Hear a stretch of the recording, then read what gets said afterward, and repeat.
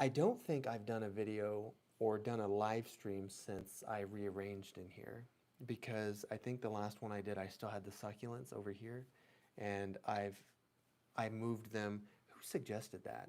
I don't remember if it was you, Christian, or somebody else, but somebody suggested that I move them, and I did, and then they actually look very nice where they are, and I've got more room up here now. So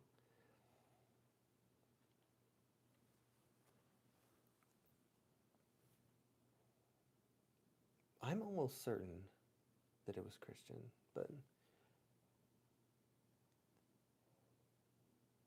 what's up, Robert? It didn't look like a warehouse. I mean, okay, maybe.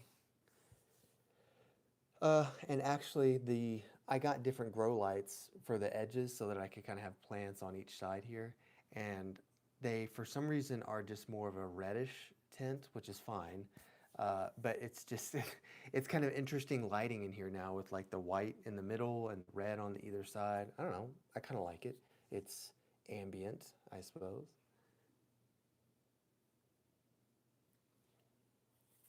But I do hope that everybody has been doing well. Um, it's been a long month of October. Makes you look a pastor, maybe in another life. I don't know about this one, but yeah. I do have some plants that I've gotten recently that I want to show you guys. We can definitely get into that. I was just waiting to see. I know there were a couple of other people that were probably going to come, so I didn't want to get too deep into anything just yet. But everything's coming through fine. Okay. You just need to move this closer because you're looking so much over here. Oh, oh, oh, oh, See oh. what I'm saying? Yeah, yeah, yeah. So you're not looking so far. There you go. Too bad I can't. That doesn't matter. There.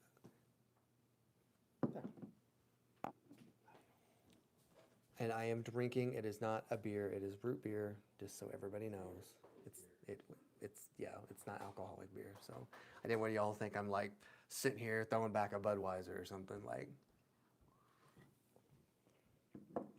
Although that would make the stream more interesting. Spiritus Sancti. Yeah. You know, I still don't have one of those. I've considered getting one, but I don't know. Okay, okay. Yeah, yeah, yeah. What are you talking about? I am the epitome of innocence. uh, no, not quite, but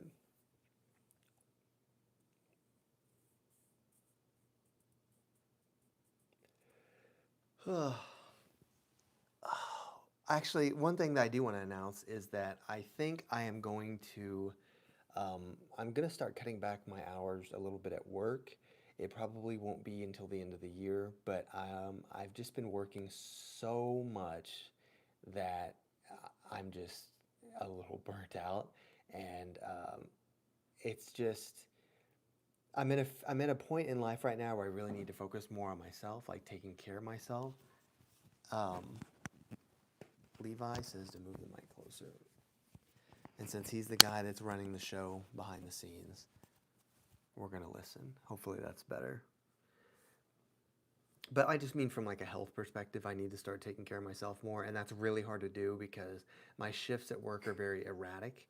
So one day I'll work 7 in the morning to 4 in the afternoon, and then like the next day I'll work 1 in the afternoon to 10 at night, and then I'll have like a day off and have to be 7 to 4 again. It's all over the place, and it makes it really hard to have any sort of like routine or schedule. So I'm just maybe looking at doing something different there instead of what I'm doing now. And it would just be better for me. It'd be better for the channel too because I would be a lot more consistent, which I feel like I've been pretty consistent over the past, what has it been, like a year and a half? But yeah, this is the longest break I've taken, probably just because, yeah. But hopefully everybody's been doing well. We're kind of getting out of houseplant season, at least from a retail perspective. Like at work, we stopped getting houseplants in, so we're not going to get anything else in until January, which doesn't make a lot of sense because January is like when it's coldest. Like that's when you don't want to be shipping plants and you don't want to have them exposed to like cold temperatures. But for some reason, whatever, it's fine. But I've actually considered ordering something online before it starts to get cold. Costa Farms came out with a new species. Well, they didn't come out with it. They discovered it. A new species of Syndapsis. It's Syndapsis something. It starts with a P. It looked like the word parakeet when I read it the first time, but it's pretty cool looking. It's something different. Most Syndapsis species that we get are actually just Syndapsis pictus, just variations on that. The Exotica, the Silvery Ann, all of those are Syndapsis pictus, but we also have like my dark form Syndapsis trebui, if I'm saying that right. That's like the other species you see a lot. So to see another one come into play is kind of cool. I mean, obviously there are many species of Syndapsis, but they're usually like, not houseplants. Same with Epipremnum. Like most Epipremnum is just it's either aurum or Palladium, and probably within the last year they came up with a Diaplissimum, which is the silver streak pothos. But yeah, Christian says it's already below 50 at night in zone 5. I think I'm I think I'm in zone 5. But it has been like in the 50s, even in the 40s, Fahrenheit, of course. I don't know the translation internationally for Celsius. It's close to zero, I know that. Okay, Christian says Missouri is zone 6. So Kansas is probably zone 6 as well, I would imagine. I think in the US, the lowest it gets is zone 3. If I'm looking at the map in my head right, zone 3 is like North Dakota, where it's basically just a frozen tundra. But, oh, my cats are picking on each other. Hey, can we stop? Can we stop that? What I need is one of those air guns that like you push it and it goes, shoots a big puff of air. That would probably stop that. But anyway.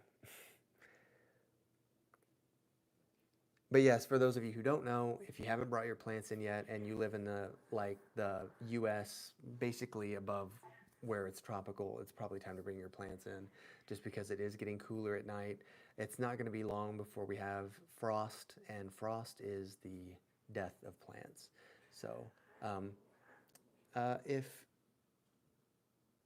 Wes, if you're still watching this, can you go yell at the cats, because they're just so my little boy cat, my kitten, he likes to pick on my girl cat, and she's my baby. She's just so sweet. She doesn't want to put up a fight, but he's kind of he's a little rambunctious because he's still young. He's only a year old. But yeah, what were we talking about? The zones, the growing zones. Yes, I brought my plants in. Oh, probably in September, just because it started getting really windy, and I've got a giant. Well, it's not giant, but it's the biggest plant I have, a Strelitzia, and I did not want the wind to blow it down. So it's actually in really good shape. It grew a lot over the summer because I had it outside, just getting full sun, because Strelitzia loves full sun. And yeah, hopefully it does okay for the winter time, because I'm kind of excited to watch it get even bigger next year. My goal is to get it to flower, but it probably won't, because it is a Strelitzia. What's the white one called? Isn't Reginae the orange one? Somebody let me know what the white species is, but usually the white ones won't bloom as houseplants. I've seen them bloom in greenhouses though, like when I go to some of the greenhouses I shop at, and it's really impressive. The flower, the structure, and everything is crazy. I'm stuck on that species now. I know Christian's going to come up with it for me. He's going to figure it out. Well, I don't see Mandy, so so some of the plants that I've gotten recently. Actually, before we get into what I've gotten recently, I did want to show you guys. I've talked about my African violet and how I couldn't get it to flower, and now I've gotten it to flower. So this is actually 3, like the pot that I bought, it came with 3 in it. And we got the purple, kind of the pink, and this kind of almost wine color, maroon, whatever you want to call it, which I think might be my favorite one, just because it's different. You don't really see that color a whole lot. but they're beautiful together. I know that probably in the spring I may end up having to separate them, but if I'm not mistaken, I don't think African violets mind being a little bit root bound, so this isn't a bad deal for them. I am noticing that there is a little bit of lighter coloring on the tops of some of the leaves. It may be getting slightly too much light, um, but so far I think it's still doing well. Uh, it needs to be watered. I can kind of feel how light it is, and I can see that some of the flower petals are just a little bit wilted. So yeah, but it's beautiful. I'm really glad I got this to happen. And all I didn't really do anything different as far as watering or light goes. I just started giving it a flower fertilizer specifically, so it had the different ratios of the macronutrients in it. That yeah, it gave it what it needed. And my plan is I'm gonna try to get my Schlumbergera Christmas cactus that I bought last year. I'm gonna try to get it to bloom by itself, as you know, instead of buying a new one that's already flowering. Uh, I've got it in kind of a dark corner because you're supposed to kind of deprive them of light for probably about a month or so, and then deprive it of water. You're kind of shocking it more or less, and then I'm gonna water it, and I'm gonna give it some flower fertilizer. Not the first time I water it, probably the second time, just so that it doesn't like freak it out. But I think I'm gonna be able to get it to bloom really nicely. Uh, I I want to say it's a white one. If I remember right, I bought a white one, or maybe it's peach. I guess we'll see. If it's peach, that'd be cool too. Uh, most of most of the Christmas cactus you actually see in the stores are red and pink. So it's kind of neat to see like other colors like white and orange. Christian says you can use your fridge to cold stratify some plants. I did not know that. Hmm. Maybe I should clean out my fridge. I feel like we keep our fridge kind of cold though. I mean, there's probably like a, I don't know. It's almost like if you had another fridge, like in your garage or basement or something, you could maybe up the temperature a little bit so it doesn't freak them out too much. But like I feel like ours is literally right above freezing. I don't know why, but um, yeah, I've never tried the fridge thing. That's not a bad idea actually. We're in what, November now, so I'll probably wait until like the beginning of December, and then I'm gonna work on it and see if I can get it to come out. I haven't actually decorated for Christmas yet, so it doesn't matter. But anyway, I found this, and it's just a jade pothos. I don't know if I've talked much about jade pothos on here, but I think jade pothos are really pretty. I think it's just because I'm so jaded by seeing Epiprimnum in a ton of different variegation styles, Marble Queen, Golden, you know, Manula, et cetera, et cetera. And just seeing like the plain green one is somehow very unique and striking. But my problem is I had a bigger one and it actually got root rot, if you can believe that. I mean, most of you who follow my channel probably know that I tend to be more of an underwaterer. Like that's just what I tend to do. And it was in a terracotta pot of all things. But I think the problem was that I probably watered it too soon after I bought it.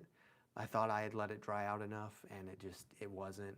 So, when you have root rot too, because it starts to smell and it starts to, you can just kind of see the darkness on the bottom of the stems and everything. It wasn't pretty. I've got some cuttings of it that I'm trying to salvage just because not all of it was bad.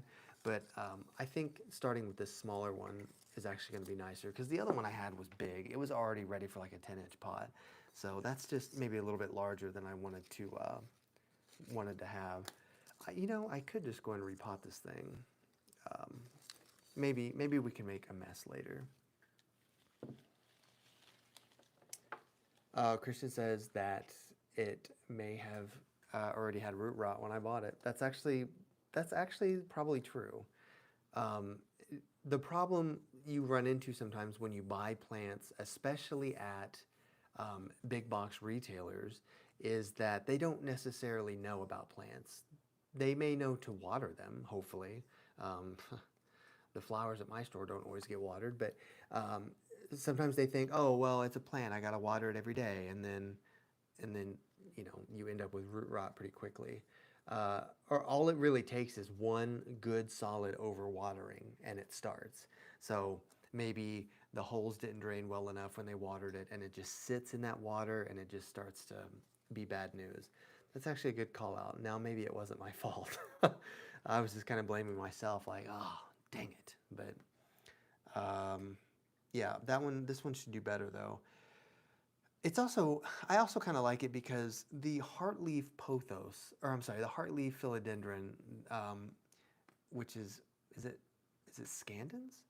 Anyway, uh, it has a lot darker leaves, which I think is pretty. But something about the jade, it's kind of got the leaves are a little bit like lighter in shade, like they're almost like they're a yellower green, and for some reason I enjoy that a little bit better. But let me get this out of the way so that I don't ruin it. Now, I did find, no, I'm going to leave this one for last because this is my surprise because I've never even heard of this plant before. Uh, I did find this, I can't show you the whole thing.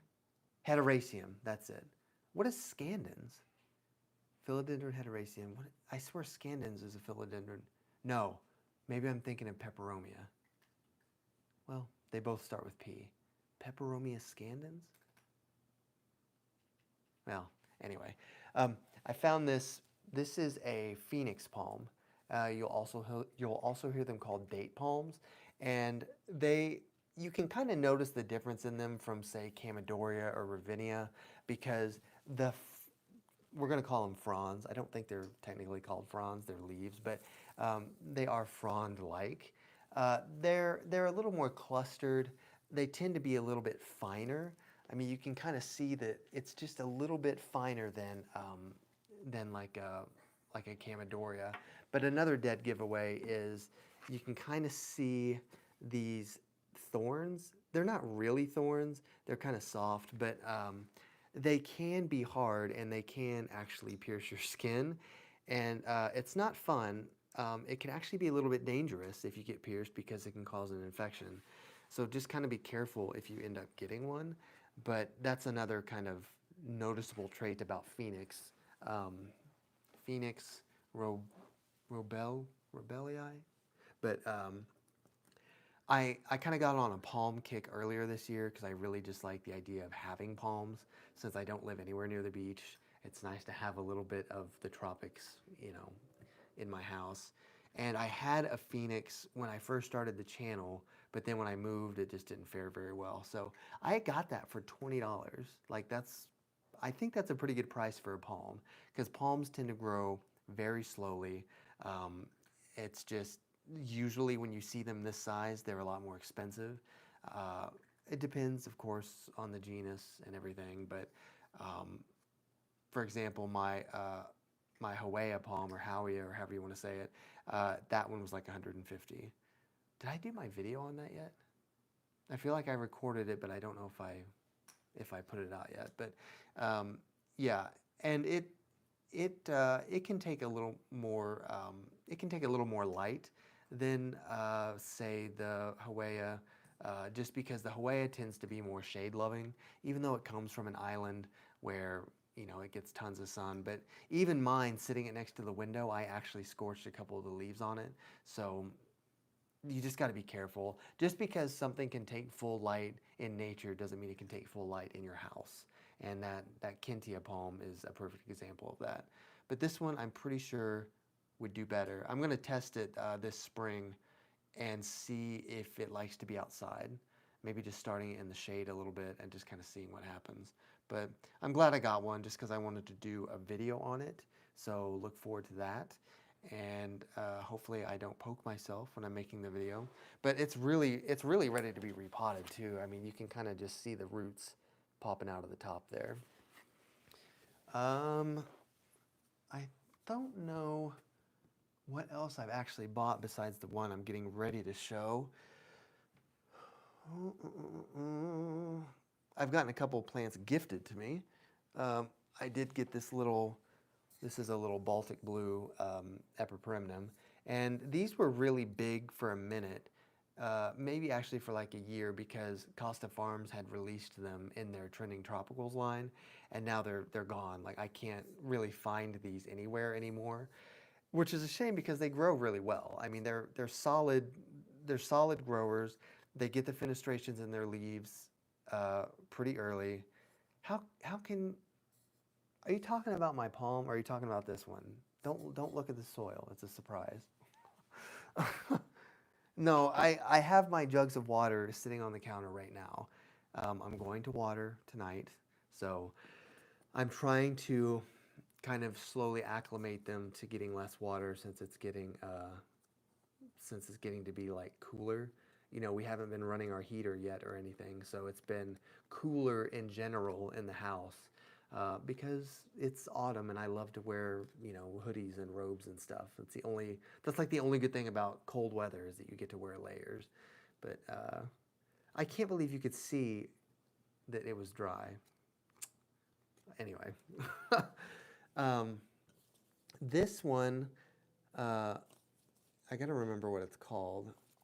This is called an alpinia, and I think it's a relative to ginger. I haven't done all the research on it just yet, but I found this actually at Lowe's, and I've never seen it before. But it's a pretty interesting looking plant. It's kind of reminiscent of kind of a Thai plant, which is the I'm blanking. uh, cordyline. It's kind of like a cordyline, only these stems are actually a little bit harder. It's kind of like a cordyline meets a ZZ plant. That's kind of what it reminds me of.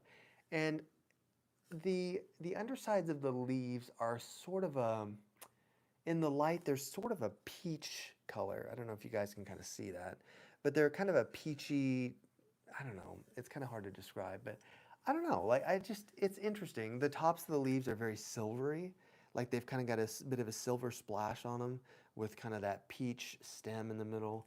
It's just, yeah, I think it's pretty.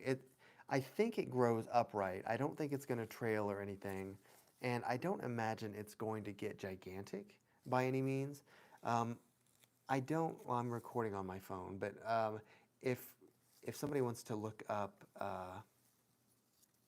If somebody wants to look up what family Alpinia is in, that would tell us a few things about what the care would be. I want to say that it was in Zingiberaceae, like the one that has the prayer plants. Or no, Marantacea, but I could be wrong. Christian says that cordyline fruit, fruticosa resemble palm trees. I don't think I've seen that one. The only cordylines I ever see are the ones, they're purple or they are like the mini ones, the little mini-me's, which I think is the one I used in my video when I did cordyline. But they're also called Thai plants, and Thai plants tend to need a lot of sun, and they don't necessarily make like the best house plants. I mean, they're good if you have a nice sunny window, but they can get leggy, and I I kind of equate them into the same category as um, crotons. Crotons. Do they get tall? That's what I figured because the ones I've seen, the cordylines I've seen that are purple, they already come in a pretty good size. They're usually already in a 10-inch pot, and they're usually probably about as tall as this palm. So I figured that they would get pretty big. Now, as far as leaf loss goes, I know that some plants will regenerate leaves and some plants won't. So I don't know if that I don't know if that would factor into like how you're giving it light. Cordyline basically has the light right on top of it. Oh, okay.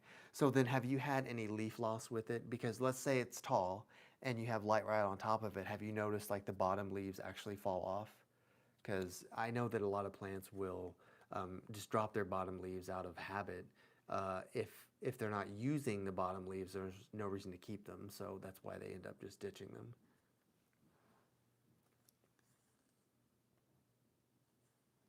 No leaf loss except occasionally on the bottom. Yeah. Yeah, and I mean, that's most plants.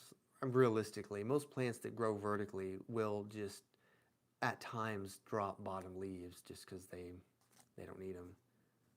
It's like if we kept growing like extra fingers or something and lost them. I don't know. That's not really a good example, but uh, yeah.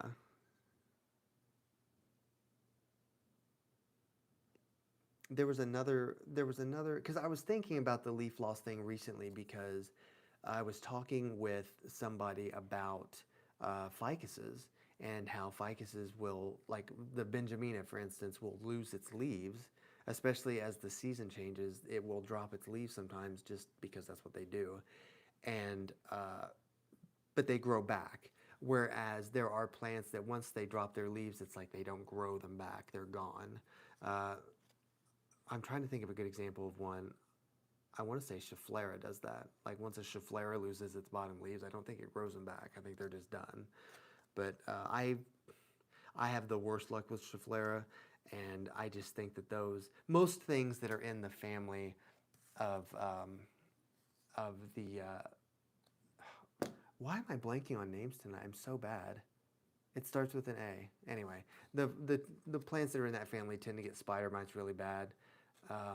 Aurelia, the Aurelias, and I don't know. I'm not a fan. The only Aurelia I have right now is my Hedera helix, and I'm looking at it being dry on my kitchen counter, and I feel bad. But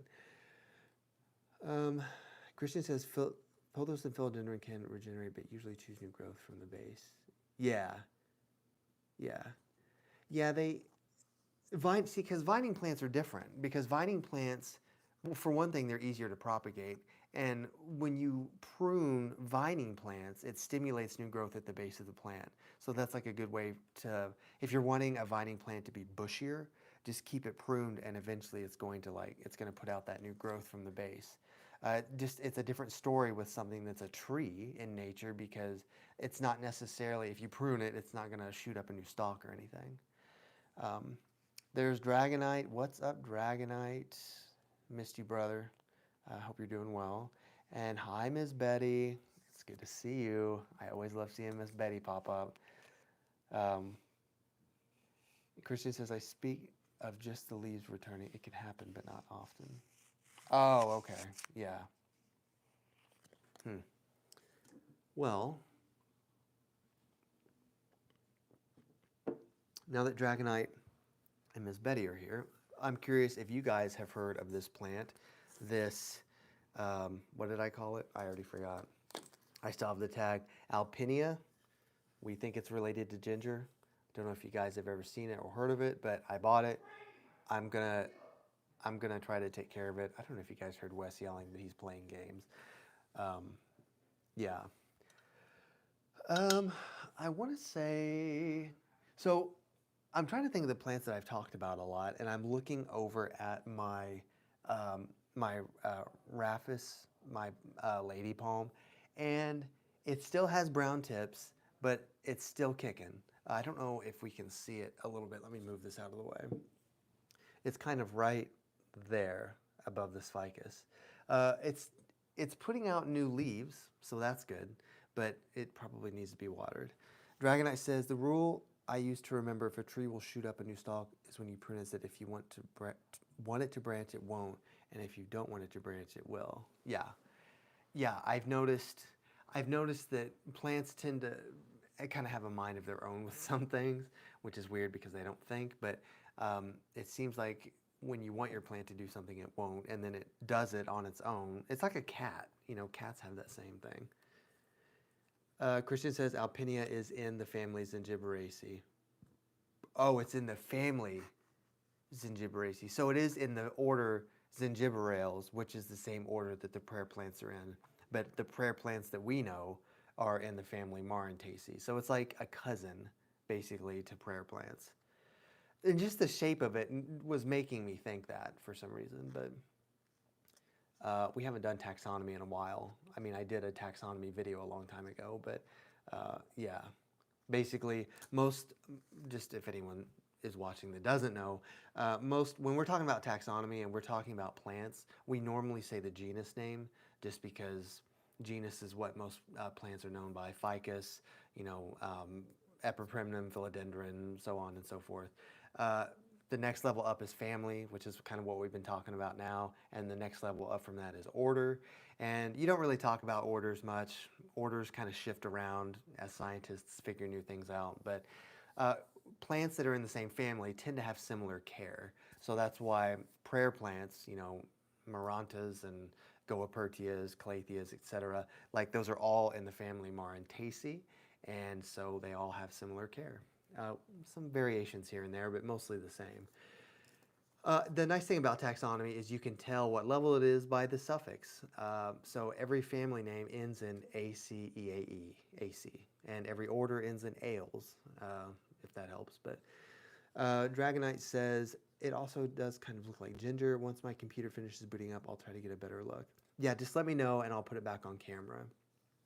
I do have some blank spots right now just because I was trying to sell a few plans and get them down because it's been a long month for me. And of course you guys probably know because I haven't been here. But I really just needed to have a little bit less to take care of. And I really, I feel like in life some things it's less is more. And I feel like I can appreciate the plants I have more now that I have less total, if that makes any sense. The short version of where I've been is that I got some news. I had to wear a heart monitor for a little bit, and they sent me to a cardiologist, and I had to wait like a month to get to the cardiologist. So this whole of October, I was thinking that something was wrong, and it was just kind of rough to deal with mentally. And I already have health anxiety. I don't know if you guys know that, but I tend to overthink things like that. And as it turns out, I went and everything is mostly fine. They said I have something called Mobitz type 1 heart block, which is basically just my heart skips a beat when I'm asleep. And that occasionally I have these things called PVCs, premature ventricular contractions, where my heart will beat early sometimes, mostly because of either lack of sleep or anxiety, they said. So I've been learning to kind of deal with that, and I get very introverted when I get anxious. So I apologize. I'm officially apologizing in person, not just on video. Well, this isn't in person, but it's close, for not being around more. I was just kind of dealing with a few things myself. But Dragonite says, in today's economy, this last week is worth about a whole month. Yeah, it's been intense too, with just the elections and stuff, and I don't want to get involved in any of that. That's just a nightmare. But yeah. Anyway, I did sit down and I am making some new videos. I've got new plans to make videos about, some that you guys haven't seen yet, that I haven't revealed yet. But yeah, I have not forgotten about you guys. I think about you guys a lot, just because I'm like, I'll sit and I'll be like, damn it, I need to make a video. I need to get down there and make a video, have Wes edit it so that you guys know I'm okay. But gotta love it when anxiety about health problems causes the health problems you're anxious about. Honestly, I have learned so much about how bad anxiety can make other things in your life, as far as like physically. Like stress and anxiety are just, they're awful on your body. They're like, to me, it's almost like the equivalent of smoking. Like it's just the mental equivalent of smoking, where your body just starts to have all these symptoms and it's just caused by stress and anxiety. So I don't know what's going on in your all's world right now, but just take a deep breath, take it easy. Don't let it get to you. It could always be worse. And, life isn't worth being stressed about. It's too short. So that's my sage advice for today that doesn't involve plants. But hey, good news, plants are supposed to reduce stress, bringing nature in, right? So here I am.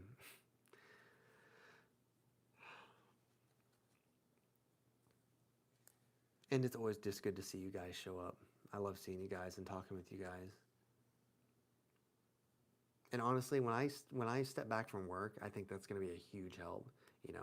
I know that I need to be like jogging and exercising. And if anyone here struggles with anxiety, exercise is supposed to be like the best thing for you.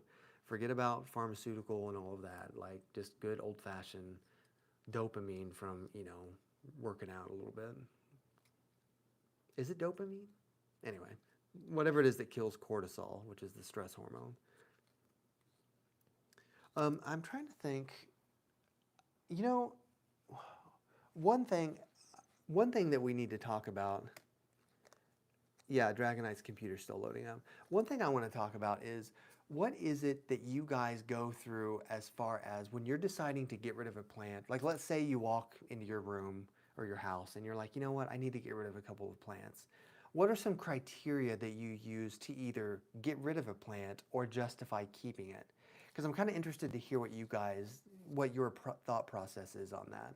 Because I'll tell you mine, but I'm just curious to hear yours first. And I know some of you are going to be like, what do you mean get rid of plants? I don't get rid of them, I buy them. But I mean, what determines how much you love a plant over another? Also, if anybody's showing up, it is just root beer. It's not actual beer.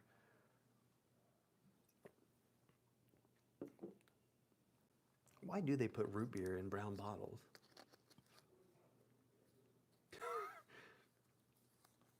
See, I knew Dragonite would say it. Christian says, if a plant does not want to stay alone, it goes.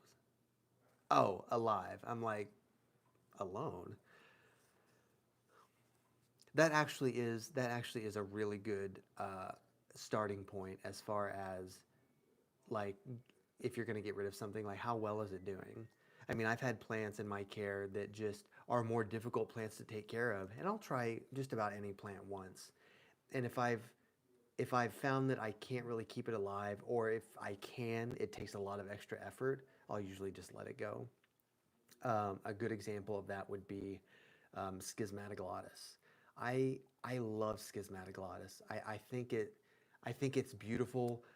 Watch my video if you haven't on schismatic glottis. Just really beautiful elongated leaves that have silver stripes down the middle. Just talking about it makes me want to go get one. But they are very thirsty plants, and they do get pests very easily. Every schismatic glottis I've ever had gets spider mites every time. Um, and like I can keep them alive, but it's just a lot of extra effort to do that. And so I've just kind of chosen not to have one. But man, they are so pretty.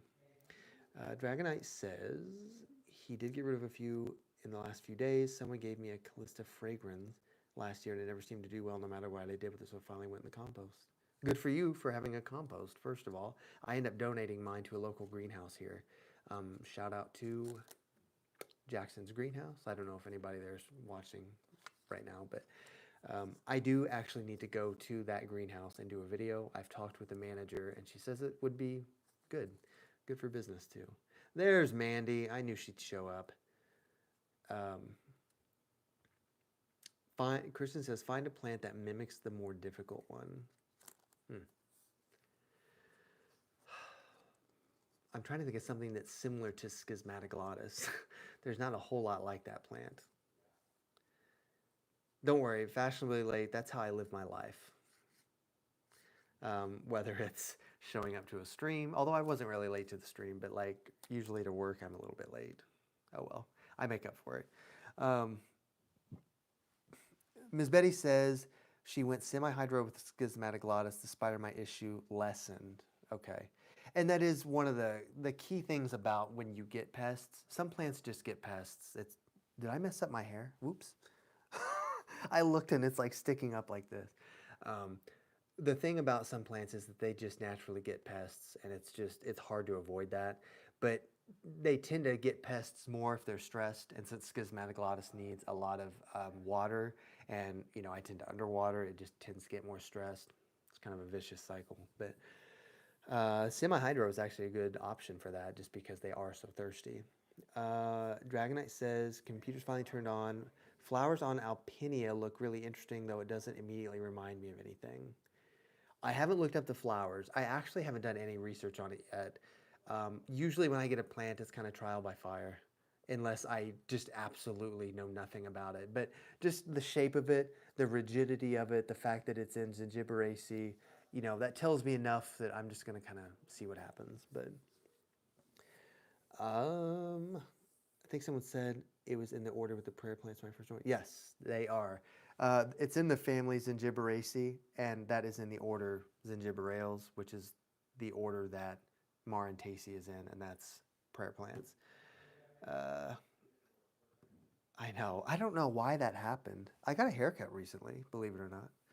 Um, every time I make a video, I swear my hair's different, but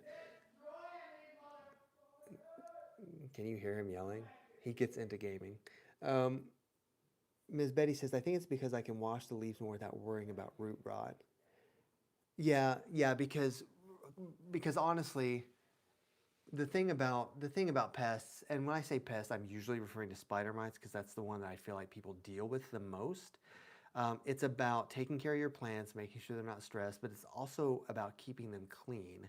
And that's one thing I probably need to do soon is just go through and like spray off my leaves and give them a shower. Because spider mites hate being wet. They don't want to be wet. They don't want to be moist. Sorry, Christian. They don't like that. They like dry uh, environments. So it's good to kind of just shower your plants off every now and then. But you, like Ms. Betty said, be aware of the potential for overwatering. Usually, if I shower, I will, well, not me, but like if I shower my plants, I'll water like as I do that. So, Dragonite says, I see it has neat looking rhizomes too. Those are always fun to grow. Do prayer plants have rhizomes? I don't think they do. I don't know, Dragonite, I don't know if you saw the one I have, but this is the one I have, and I think it looks neat. Um, I think the leaves are really nice on it, so we're gonna see what it does. When I look for plants now, I look for things that kind of stick out, and like if I stuck this on the shelf, like it's kind of obvious that it's different, um, because I have become very selective when it comes to buying plants. Now the leaves are gonna just be right in the way. Come on, there we go.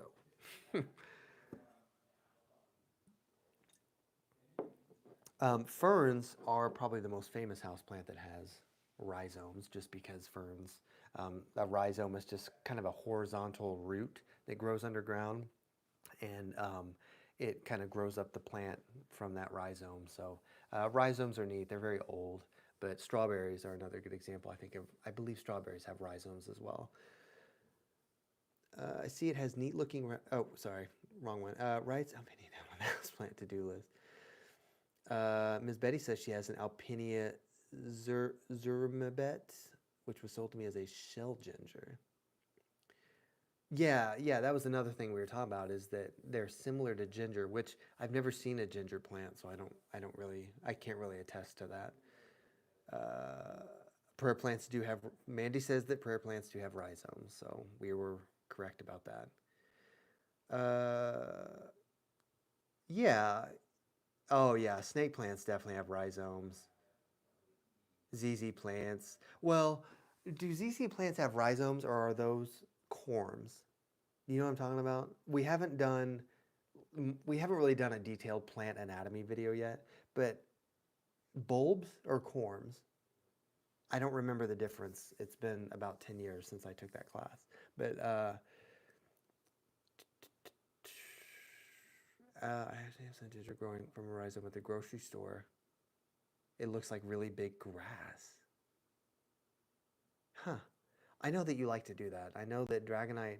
I love that you guys have specialties. So Ms. Betty specializes in like hydroponics, and Dragonite specializes in stuff he finds at the grocery store and grows from seeds, which um, I need to. I have a packet of cacti seeds that I need to start growing. Christian says that alocasia have corms. Okay. I just know that when you propagate by division with a ZZ plant, Zamioculcas, they're round. And rhizomes, I don't think rhizomes tend to be round. That's why I thought, well, maybe it's a corm or a bulb, or it's not a tuber, that's a potato. So this might be going over some people's heads, like, what are all these botanical terms they're using? Botanical terms are fun. They deepen the hobby. uh, If I had my phone, I'm recording on my phone. I guess I have the laptop right in front of me. I could look it up, but I feel like that's rude being on my computer while I'm talking to you guys. You know what? It's too late now, but I still have my, I still have my botany textbook from college. Mandy says, I would say bulb for ZZ, but that's just a guess. Oh, I did buy a ZZ plant for the sake of making the video. I like ZZ plants. They're not my favorite plants. Like, they don't impress me. I had a Raven ZZ for about a year, and it never put out a single piece of new growth. So I'm just like, whatever. I mean, it never dropped a leaf either. Maybe it was fake.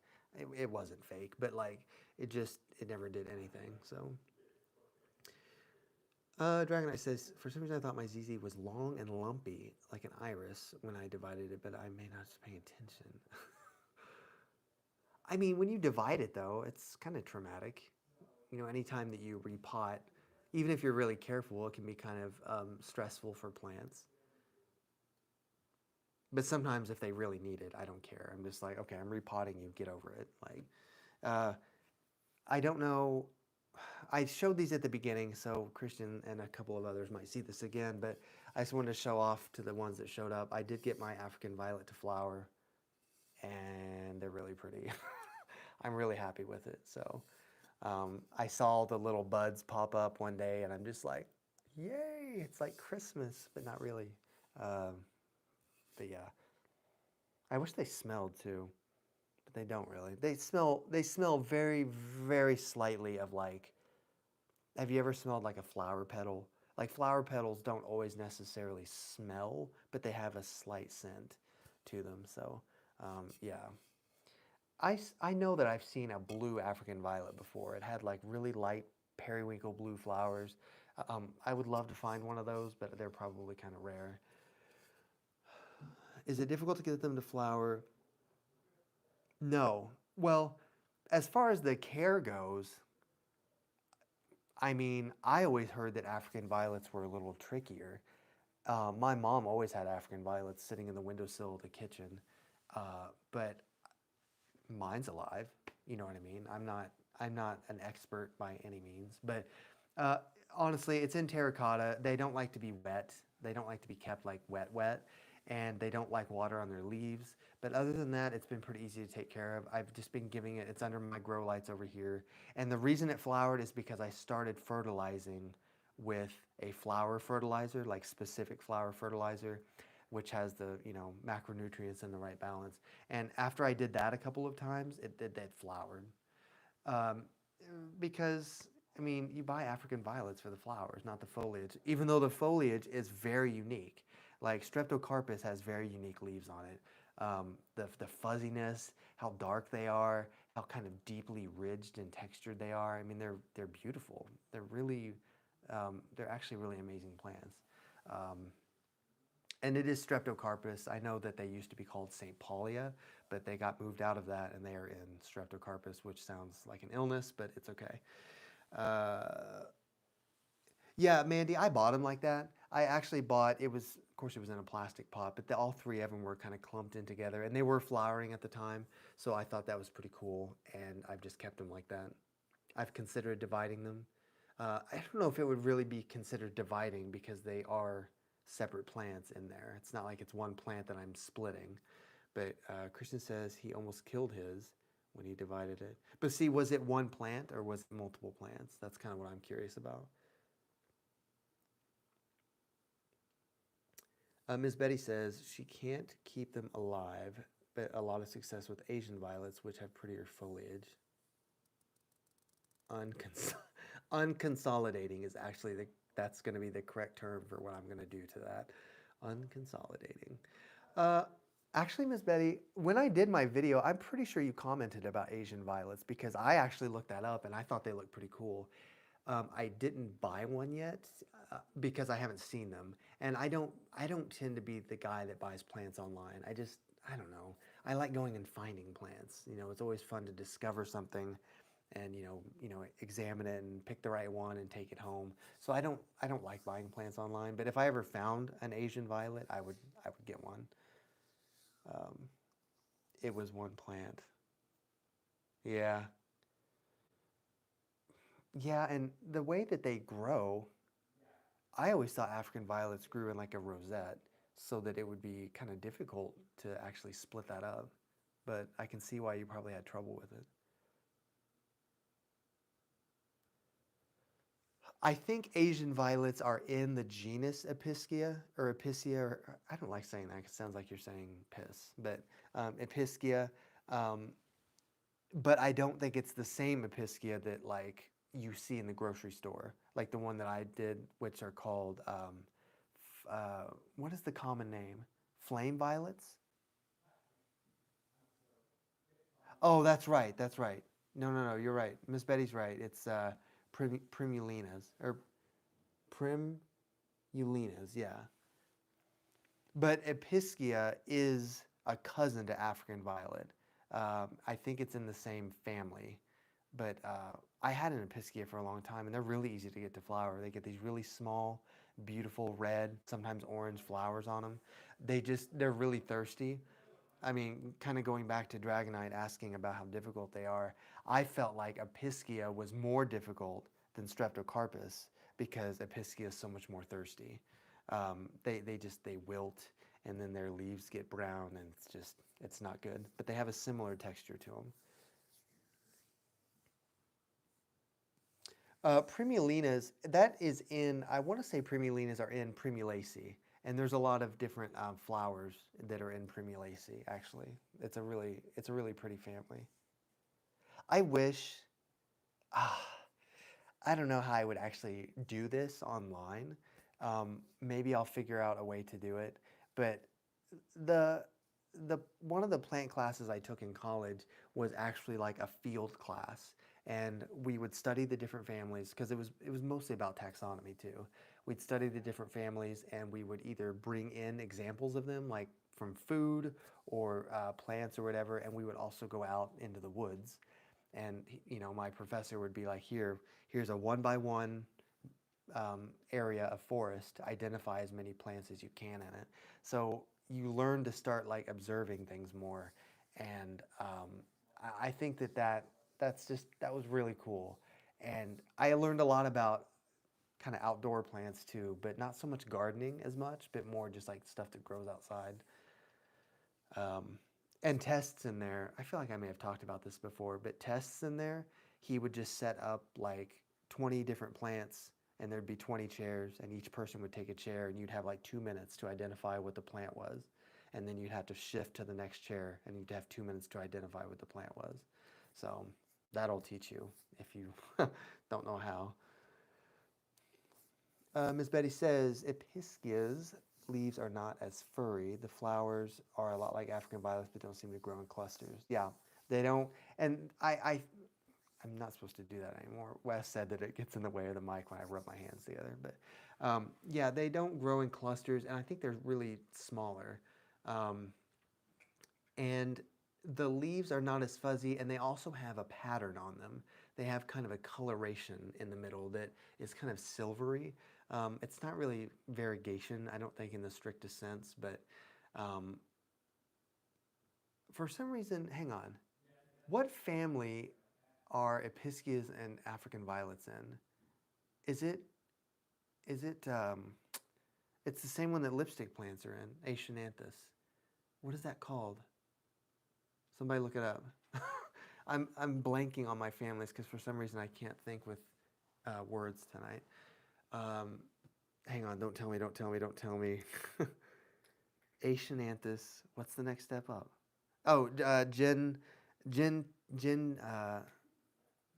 Gesneriaceae. Gesneriaceae.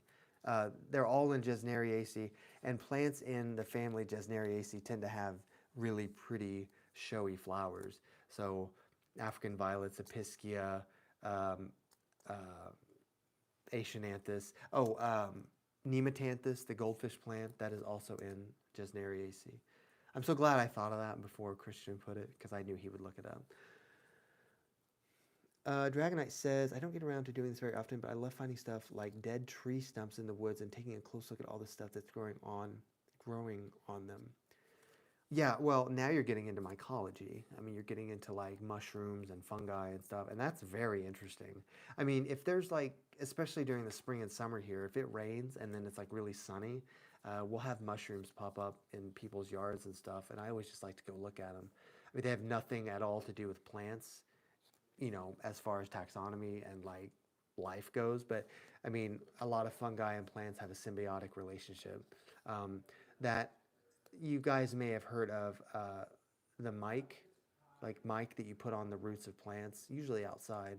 And it's like mycorrhizal. I'm probably saying it wrong, but that's a fungus that has like a very symbiotic relationship with the plants of roots, and it really helps them grow and establish. Christian says that he loves to see ferns and mosses growing on and around stumps. Yeah, moss is another one I think that's underrated, just because we don't really grow moss as a house plant, but when we're looking at when we're looking at plants, look at the plant kingdom, and we can kind of loosely divide that into four pieces.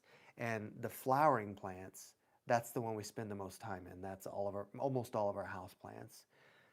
Go a little bit older, and we're looking at the gymnosperms, which is like the pines, a few other random plants like the cycads. So things like the the sago plant, not sago palm, that is in the gymnosperms. Go a little bit older, now we're talking about ferns and a couple of other random plants. And the oldest is going to be like the mosses, the hornworts, the liverworts. And it's just so hard to identify mosses because there's not much to look at unless you have a microscope. But there are literally tens of thousands of species of bryophytes alone, which is the order that, or not order, the what the hell is it? It's not phyta, the phylum. The phylum that has the mosses is Bryophyta. So, Dragonite says, I tried growing moss in jars a few times. It didn't go very well. Yeah. I have a big jar terrarium with moss and lichen. I collected in the woods. And it's still going. Mandy, that's impressive. Isn't that kind of like something that everybody wants to try? Like you want to go find stuff in the woods and just kind of make your own little vivarium or terrarium or whatever. But it can be tricky just to acclimate some species to the indoors. But the closest thing that we get commercially to moss would be the Selaginella. I'm probably saying that wrong. That's the genus, and it's not a moss in the strictest sense. It's actually a which one is it? It's not a fern. It's the other one that's in 6 months so far, she says. Yeah. Sphagnum seems to do well in captivity, but I don't have any luck with moss from outside. Yeah. Yeah, I've tried moss from outside. It just never lasts. I don't know why. It's just a combination of like the not the correct light and moisture and humidity and everything. But no, they're not liverworts. So like the first group that the mosses are in that also has liverworts and hornworts, those are loosely just called the the non-vascular plants because they don't have a vascular system. Uh, Selaginella is the next one up. It's not ferns. I think ferns are in Polypodiophyta, and I think that the Selaginella is in Lycopodiophyta, which also has plants called, I think they're called horsetails. Um, and I think it has another plant called whisk ferns, which are not technically ferns as we know them. It's a different type of plant. But that could have changed since I did that research. Um, because I think technically there are only 10 phylum of, they call them divisions sometimes too, but I always call them phylum because I also study animal taxonomy. There's only 10 divisions of houseplants. And like I said, the one we spend the most time in is Magnolio phyta because it's flowering plants. Oh, horsetails are ferns. Then maybe I was thinking of whisk ferns. Yeah, you might be right. Horsetails might be Polypodiophyta as well. I know I'm throwing out so many words, but it's fine.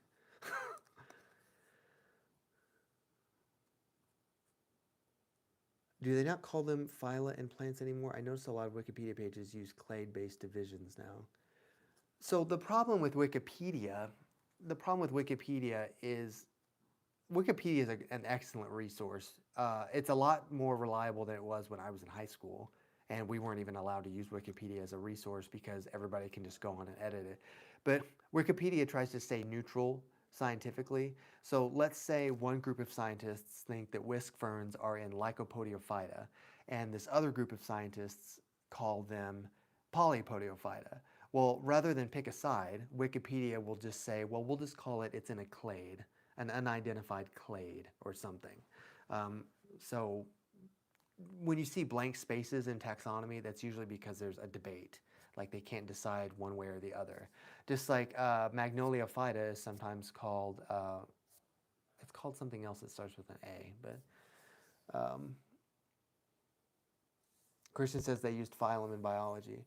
I'm telling you, when you study taxonomy, it's phylum. Like it's kingdom, phylum, class, order, family, genus, species. Like, but for some reason, some people call it division when we're talking about the plant kingdom. I don't know why, but on my channel I always call it phylum because that makes the most sense.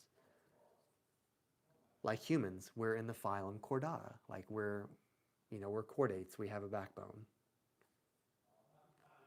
Now my snail that's up in my fish tank is in mollusca because it's a mollusk. It has, slimy and, like a slug or an octopus.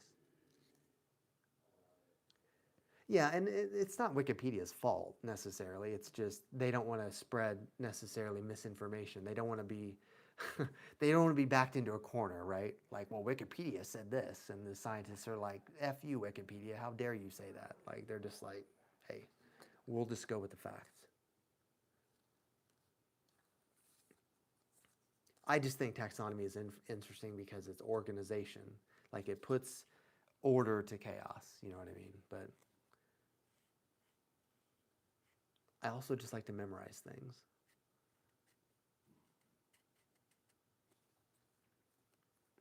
Was there anything else that you guys, like Dragonite and Mandy, I don't know if you guys missed anything else while we were beginning this. Oh, some plants that I've gotten rid of.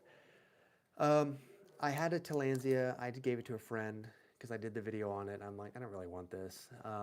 But I still have the little cute pot it was in. He's kind of goofy. And I lost my Ardesia. I really loved that Ardesia, but it just started not doing very well. And it did flower and everything, but it wasn't looking good. And I thought about getting another one, but I don't know. Ardesias tend to be a little bit thirsty, and thirsty plants and me don't mix. But yeah. Mandy asked if I'm going to show my fish tank sometime. Well, I can tell you, Mandy, that the video I did on aquatic plants, it's still the same tank. I should, on my next live stream, I'll bring my fish tank down. Somebody has to remind me because I'll forget. But I'll bring my fish tank down. Maybe I'll put a couple more plants in it first because right now I have kind of a big log in there, and I want to add more plants to it. But my fish is still alive. I've also got a blue snail in there, which is pretty cool. But it's doing well. I need to find an Alternanthera because I love Alternanthera just because I love the name. And terrestrial Alternantheras don't seem to do very well just because they are so thirsty. But there's a lot of aquatic species of Alternanthera that do very well. Bane's Fish Botanicals. It's a spinoff, I'm telling you. But we have to do the English one first. I was just wondering how you're doing, but I'll watch the beginning of this video later. Yeah, if you go back, I kind of explained where I was and everything, but I'm doing okay. Still hanging in there. Still a little bit of ways to go. But Dragonite also said, I think it's interesting how a lot of long established classifications started moving around when we started being able to do genetic testing. It's almost like when it's similar to chemistry, how we didn't really know what the smallest atoms and stuff were. We didn't understand what the atom looked like. Like we had theories, and you can actually see in some textbooks the different drawings of what we thought atoms looked like. And the most recent one that was old was the one that has the nucleus in the middle and the electrons like rotating around it like the solar system, which we now know is not how it is. It's actually an electron cloud. But that's the same equivalent of when we started doing DNA and genetics on plants and seeing how they're connected, which is why things like Sansevieria disappeared and became Dracaena. Did the whole genus Sansevieria disappear? I know the plants that we have became Dracaena, but yeah, yeah, it is interesting. That's way more technical. That's way above me. That kind of like deep, like microbiological research and stuff. But it is interesting. Bane's Nauticals. Bane's Nauticals. We'd have to study animals too, and I would probably want to live someplace that actually has a water source besides a lake. Uh, can you guys imagine if I lived in like Florida or something and I could just like, oh, well, let me just walk outside in my plant paradise and look at all these plants. Walk outside now. There's a pear tree and a sweet gum. I don't know if you guys know what a sweet gum tree is. It drops those spike balls littered all over my patio. I hate that thing because I like to walk outside barefoot. Like I like the feeling of the grass and everything, but not with that tree. You stab yourself. It's like walking on Legos.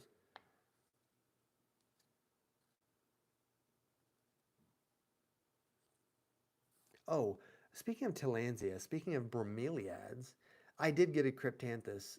Did I publish that video? I don't know, but I did get a cryptanthus because I know that you guys to wanted to see cryptanthus. So I did make the video. I just don't know if I actually did it.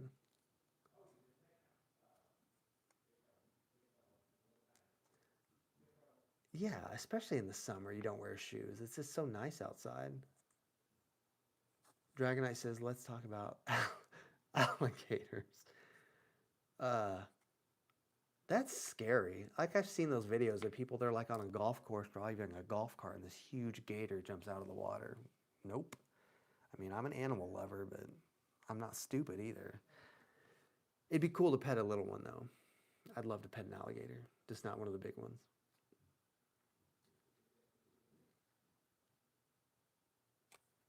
But I do need to figure out. I do need to figure out something I can do. I like that idea of being able to, I don't know, doing some sort of like course with you guys where we can like start someplace. I guess that's kind of what we're doing. We've just been talking about different plans. But I'm always receptive to like if you guys have an idea of something you want to see, not a beer. If if you guys have something you want to see, let me know.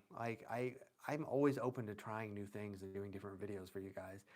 I've been trying to get through my video list, of course, of my plant care, but I have lots of other videos. Like, for example, I mean, Drag and I, we've talked about seeds and things. I kind of wanted to do a video on the different types of fruit, the different, because that is related to plants. But, a lot of people don't realize things like that apples are actually berries. Botanically, apple's considered a berry. I think that's the one, right? But it's growing slowly. It does have two little offshoots. Is it over there? It might be in the kitchen. I'll grab it here in a sec if it's over there. I'll show it to you. It's getting like little offshoots already. Dragonite says, I want to reincarnate as a crocodile, sleeping all day and then chomping down an antelope once every few weeks sounds like a winning life strategy. Well, if you're one in Florida, you can chomp down like people and dogs and stuff too, I guess. But yeah, the ones that live out in like the Sahara, well, not the Sahara, but like in Africa, it's like, wow, they get so big. Like they be as long as this room almost.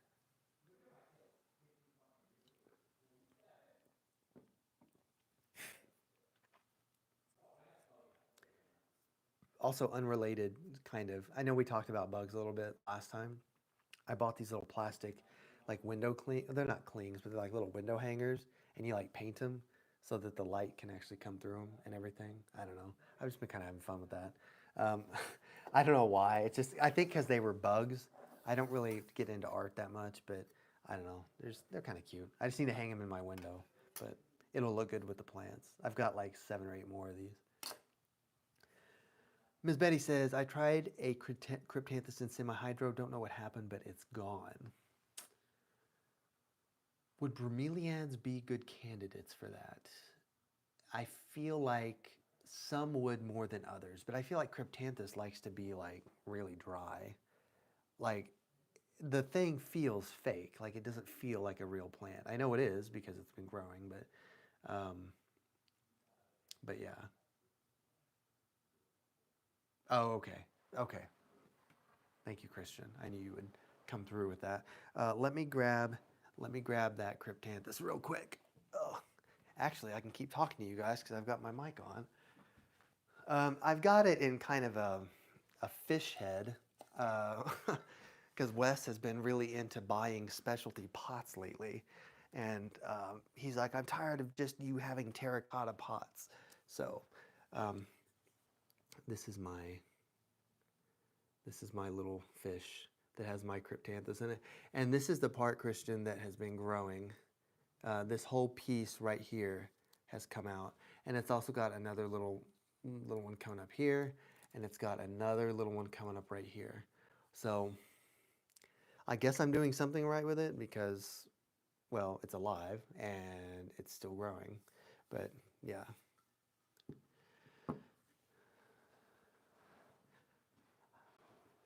Hi, Alanita. It's good to see you. Thank you for being here tonight. It's like a chia pet thingy's a bit more unhinged.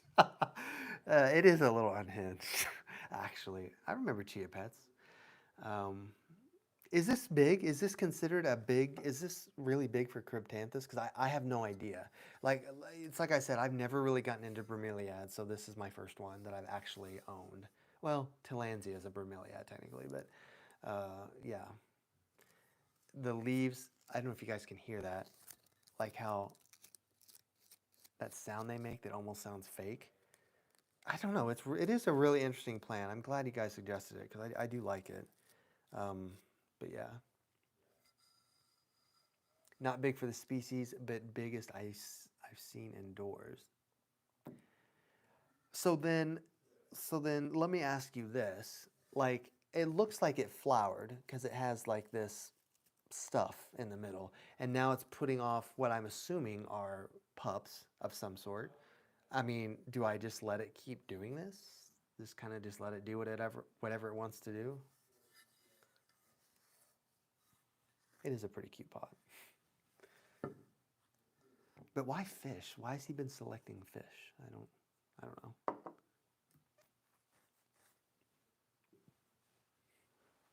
Merlin.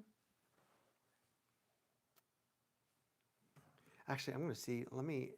The mother plant slowly dies after it flowers. Yeah. Yeah, I mean, I knew that about bromeliads. I just didn't know. Some people have said that it happens very slowly.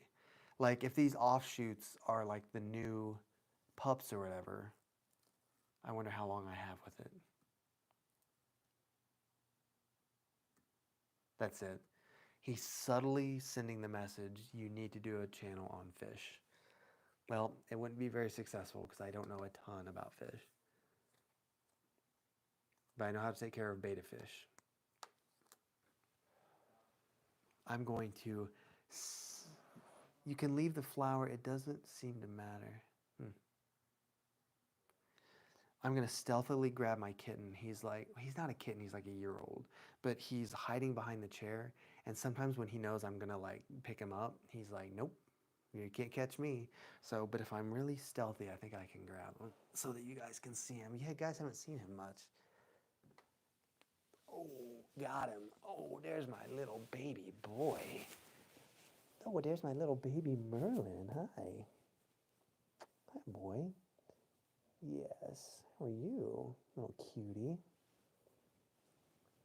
He's really gotten fluffy. Here, do you want up here? You want to sit up here for a sec? Oh. Yes, Heathena, that's who this is. He was actually really white when I got him, and he's darkened up quite a bit in the year that I've had him. So, get down. Good boy. But, yeah, he's beautiful. He's very rambunctious, as kittens are, but he's not a kitten. He's a year old. I keep telling myself that. He's so fuzzy. And I haven't really gotten him to the point where he likes to be brushed yet. Um, my girl cats are long hair cats, and they love to be brushed. especially Athena. Like my calico, she's a princess that just wants to be pampered and she loves to be brushed. But he hates it. Merlin, he just thinks for some reason he thinks that I'm like after him or something, or he thinks that I'm like trying to pull his hair out. He just like freaks out, takes off. I'm like, dude, you've got to start getting brushed because you're gonna start getting mats and it's just not gonna be pretty. But I'll get him. He'll get used to it. He just needs to be trained. Oh, he's my pretty baby though. Anyway, not a cat channel. I don't think that Mandy and Miss Betty and everybody saw the palm that I got. It's actually a phoenix palm, and it's pretty big. And I only paid 20 bucks for it. So I thought that was a pretty good deal for a phoenix palm because they tend to grow very slowly. Well, palms in general grow pretty slowly, but Bane's Botanicals. It's interesting that my channel name is so catchy that we can come up with all of these different titles. Botanicals.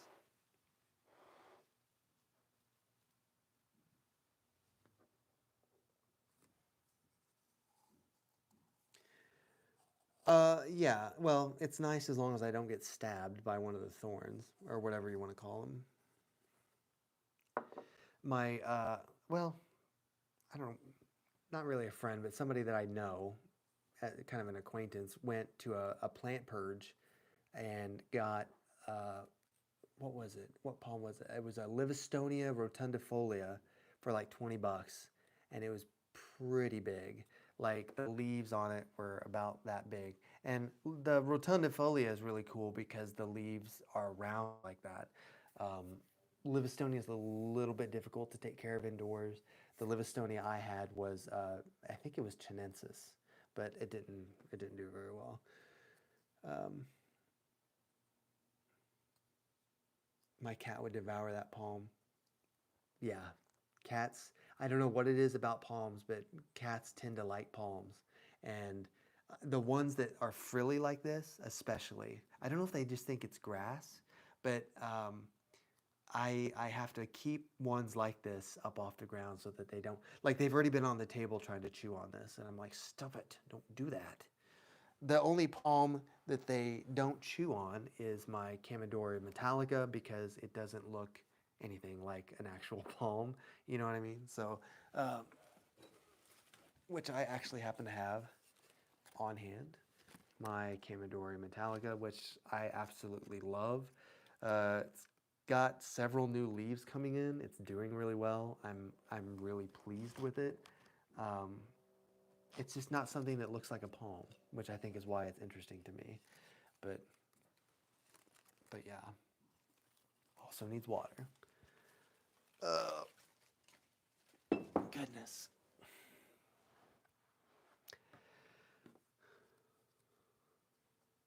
Interesting title though, Bane's Hydroponics. Maybe it should be Miss Betty's Hydroponics. She could start a YouTube channel.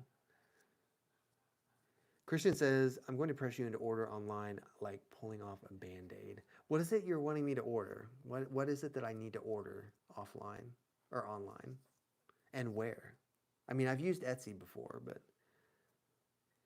Ms. Betty says, I only have one palm, and that's the common parlor palm. It's quite small. And Mandy says, yes, anything grassy. Yes. Um, the parlor palm, yeah, parlor palm is probably the most famous one. That's the one that people have the most success with, which is Camidoria. I think it's Camidoria elegans, if I'm not mistaken. But Ravinia is the other one you see a lot, but Ravinias don't really do very well indoors. Not enough light and not quite enough humidity either.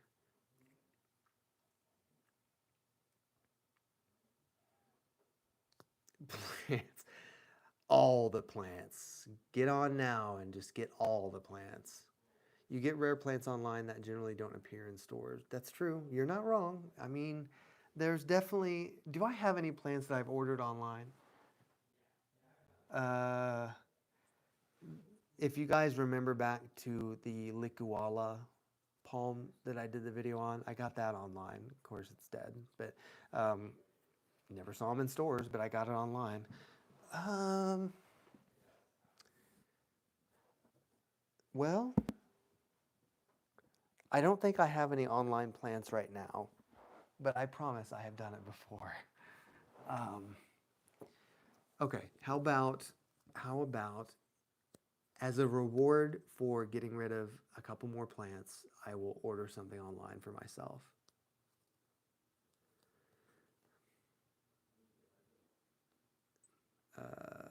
Dragonite says, next we should pressure you into getting plants from the produce aisle. I made a shelf. You guys can't see it. It's the second shelf. I made kind of a shelf, which is kind of my little experiment shelf. So I've been growing things like, uh,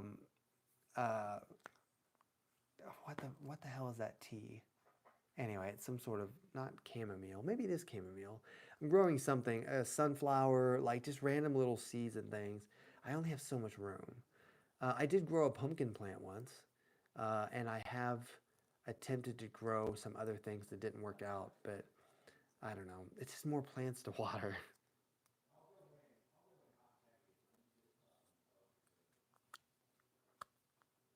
Mandy said, I'd like to see what plant you would choose as your one online order. Hmm. What would it be? Hmm. Well, I was talking earlier that Costa came out with a new Synapsis. I probably will order that online. I don't really think that counts though, because that's ordering from like a retailer. That's not necessarily ordering from like a grower. I mean, Costa Farms is a grower, but I really do want that Syndapsis because I think it's cool. Um, I don't. Let me see if I can look up what it's called. Uh, let's see. Syndapsis uh, paracensis. If you guys want to look it up, it's called Syndapsis paracensis. Of course, it brings up a lot of other plants that are not that. But you might also just go to Costa Farms website and look at it. I just think it's a neat plant. But if I had to pick something, let's say I was going to order something random off Etsy, I would probably want to get something that would last a long time. So I probably wouldn't order anything like like a peperomia that, they live a while, but not forever. I'd want to pick something like maybe some sort of like rare ficus, because I'm really into ficus plants, something like that. Uh, but let's see. This Christian says succulents and bulbs do well in the male in this late of the year. Yeah, yeah. But what bulb? I don't know. What bulb would I order though? Uh,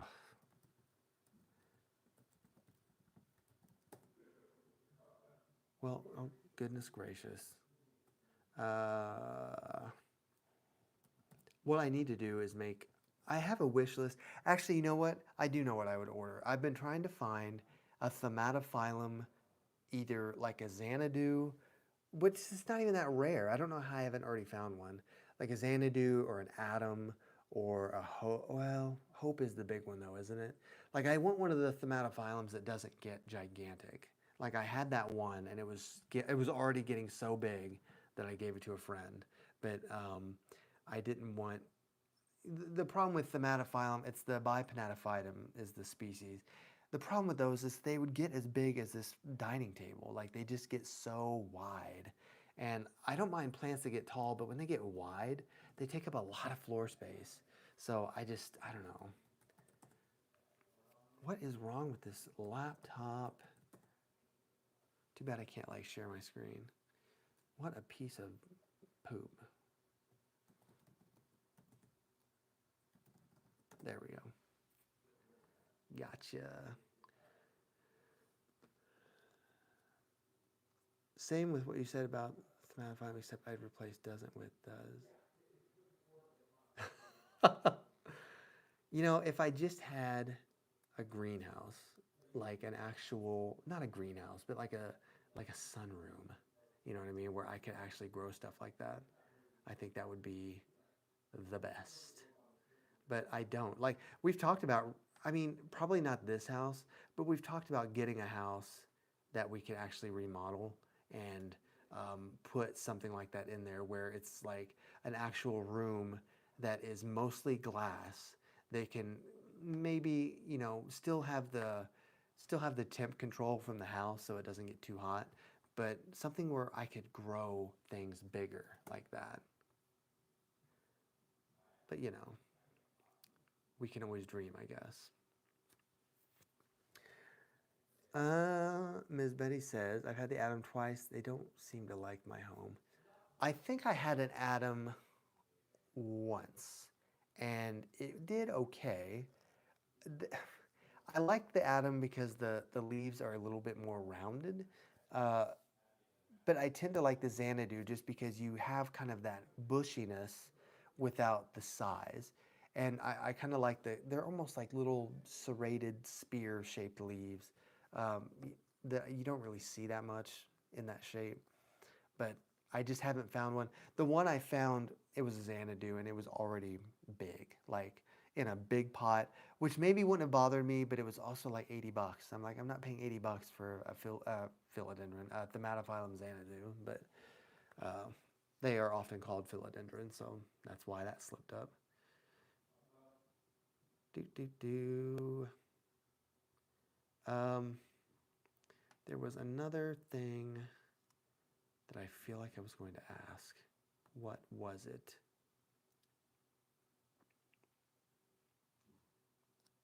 Also, what am I doing for dinner? That's a good question.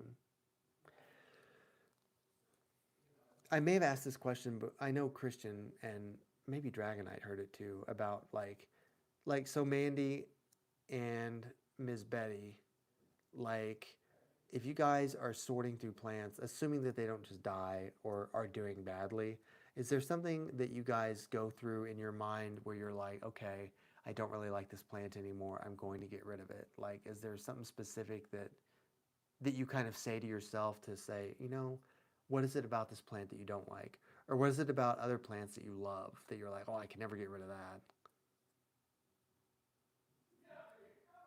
Miss Betty has a Xanadu, which is in semi-hydro.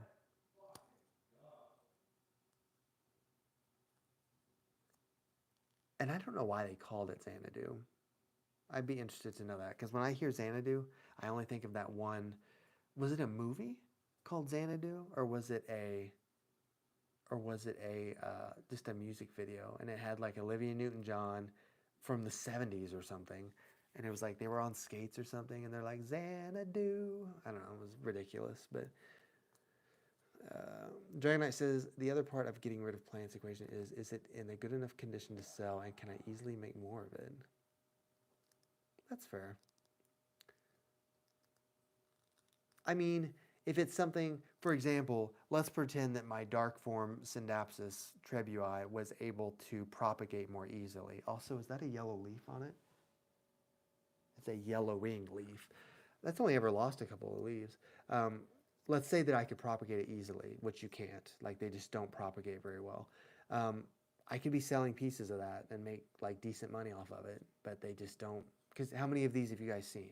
Right? Like they're just not out there very much, but they don't propagate. I mean, I've put them in water and they just sit there. They won't get roots or anything. Um, so that's a good reason to maybe keep something if you can make some money off of it. Olivia Newton-John. Yeah. Who did I say? Did I say Olivia Newton-John? Anyway, in completely unrelated news, I need someone to take all these spider plants off my hands. Dragonite, what kind of spider plants are they? Obviously, they're chlorophytum, but are they like the regular variegation? Are they the inverse variegation? I like green spider plants. I'm surprised I don't have one. My cats really like spider plants too. That's why I don't have one. I also had a mandarin plant, which is the chlorophytum. I don't remember the species name. That may have been what I did my video on when I did chlorophytum. It's just different from spider plants. It's a different species. Uh, Spider plants are chlorophytum comosum, I think is the species.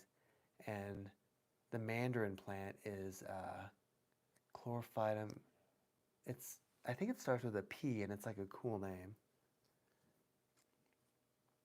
Christian says propagate that under plastic or in some moist substrate like moss.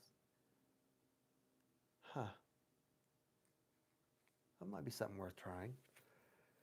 Regular variegation. That's like the most famous one. Is it the one that has the white on the outside? I think that's the regular. And then there's the one that has the white on the inside. Mandy says she doesn't get rid of plants. I feel that. Dragonite says, I think the mother plant that this one came from predates the appearance of the other varieties in stores. We've had it since forever. Miss Betty says, getting rid of the plant seems to depend on the plant for me. If I keep walking by it and never seem to touch it or admire it, I give it away. That's interesting. I don't know if you guys have heard of Marie Kondo about sparking joy, but what Miss Betty said is kind of along those lines of like, if you look at something and you don't love it, like if you neglect it and you don't really pay attention to it and it doesn't, as she says, spark joy, then you should just get rid of it because it's just taking up space. Christian says they shingle nature along trees. Yeah, well, I mean, yeah, that makes sense. And also kind of going back to spider plants, I can't even think of there's lots of varieties of spider plants, but I can't think other than there's the one with the white edge, there's the one that's inversed, there's the green one, and I think there's the curly one, but other than that, I don't know what else there is. And then Marco Polo asks, what's up, Marco Polo? Do you own any variegated alocasias? I don't. I've seen some, the greenhouse here in the city where I live has some, and they are monstrous leaves. I mean, they're big. I am not a huge alocasia fan myself, just because they do tend to be a little more difficult to take care of. But alocasias have some of the prettiest leaves of any houseplant. Even the ones that aren't variegated, even the ones that are just really dark or really textured, it's always tempting when I see them to be like, oh, I want to buy that. But I just know that it's not quite my cup of tea, just because they're a little needy. Same with anthuriums. There's a beautiful anthurium right now at Lowe's in town here, and it's got amazing wavy leaves. I don't know what species it is because it doesn't say, but it's a really neat looking anthurium, and anthuriums are difficult to take care of. They just are. They're not impossible. They're not hard necessarily, but they need that little bit of extra. That little bit of extra that I can't give them because I'm busy and I get neglectful. But what about you? Do you have alocasias? Do you specialize by chance in alocasias? And then Christian says, my alocasia graduated to the 5-leaf club this year. The 5-leaf club. So then how many did it have before? I mean, obviously it had 3 or 4, but like, has it had that many for a while? Love you. Mm-hmm. I need a drink besides root beer. Is there anything else in there? Is there anything else to drink in there besides root beer? Yeah, it works.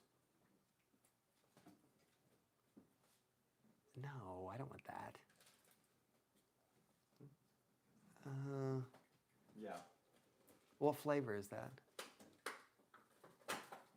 Hang on, we're deciding what he's going to get me to drink.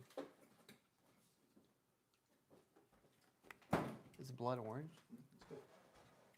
Oh, okay. Yeah.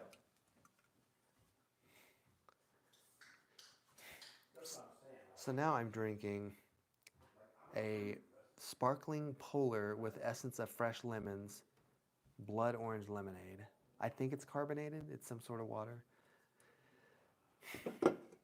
The root beer is not quenching my thirst enough. Like, it's good, but it's not hitting the spot. And I'm talking a lot, and I need something else.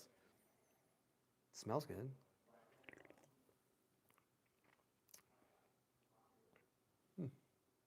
It's interesting. Marco Polo says that he wasn't a fan of alocasias either. I'm saying he, I'm assuming, but until I seen a Malo. Let me look that up really quick. One perk of having a laptop here. Alocasia. Oh, okay. Yes. Yes. I've gotten some of these at work before, actually. Um, they are, the leaves on them are so beautifully textured. It almost looks like they've been carved. Like somebody took a leaf and just like carved these beautiful etchings into it. It's an amazing plant. Most of the ones I'm seeing here are pretty small. They only have like 3 or 4 leaves on them, which, I mean, if you can keep those 3 or 4 leaves alive, that's what counts. Okay, let me get back to that. To be honest, I pretty much always drink regular water before I record anything. Anything else gums up my mouth and makes it harder to talk. Yeah, yeah. Well, especially like milk. Like I love milk, especially chocolate milk, and it does kind of tend to coat your mouth in such a way that maybe talking isn't as efficient or effective. But most of my problems talking tonight have been not remembering the names of botanical families and stuff. I didn't work today either.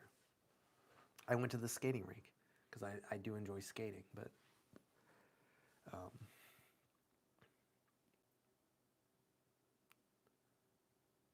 what was another alocasia? The alocasia that I had was the one I did in my video, and I don't remember the exact name of it, but it did really well for an alocasia. Like I kept it alive for a while. Um, it did not survive my move into this house because basically when I moved, all my plants were at the house while we moved all the other furniture, and the plants were the last thing I took. Well, in that process of like 2 or 3 weeks, I didn't water, and so the plants that were tend to be more thirsty didn't make it. But hey, most of them did, so that's good. Yeah, see this. So then you already know. You already know alocasias are tough. It's just so annoying. Like I think that I saw a meme or something that had an alocasia and they called it a beautiful heartbreak because it's just they're so hard to take care of, but they're just amazing, amazing looking plants. The one that I saw recently that was kind of new is called an Alocasia Jacqueline, and it has kind of an atraditional shape. Is that a word? Atraditional? Atypical. It has an atypical shape to it that is not kind of the more rounded shape. It actually has like almost like not a paw print, but I don't know. Look it up, Alocasia Jacqueline. It's a pretty cool plant. Tempting to buy it, but I thought, nope, I'm not going to do that. I'm not going to blow. Just give me a $20 bill and I'll just light it on fire.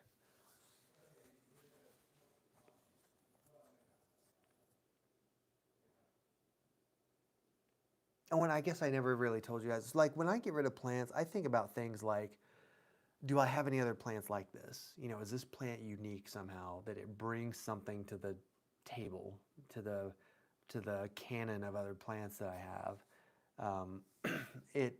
For example, what's over there that I'm getting rid of?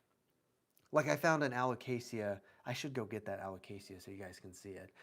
It's a beautiful alocasia that is dark green leaves with like white edges, white margins, white stems. And I had one already, but it had like a leaf pattern on it. And I'm like, well, I don't really need excuse me, I don't really need 2 aglaonemas. Did I say alocasia? I meant aglaonema. Um, I don't need 2 aglaonemas that are so similar. I just don't have a lot of room for that. So I picked one and I'm going to get rid of the other one. I'm actually going to sell it because it looks really nice. I wish I could give it to one of you guys, but um, Miss Betty's getting a Jacqueline in the mail. That's good. Hopefully it is in good shape. Uh, Planty Mandy has a Jacqueline, harder than Alocasia, but mine has 2 leaves. Of course, the one that is the most exotic looking ends up being the most difficult. Isn't that annoying? Elenita says, right now my favorite from my Alocasia collection is Dragon's Breath.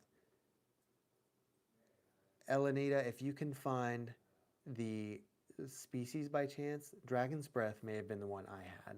And it had like ovate or ovular, whatever the name is for oval shape, leaves that had kind of a really neat kind of pattern on them.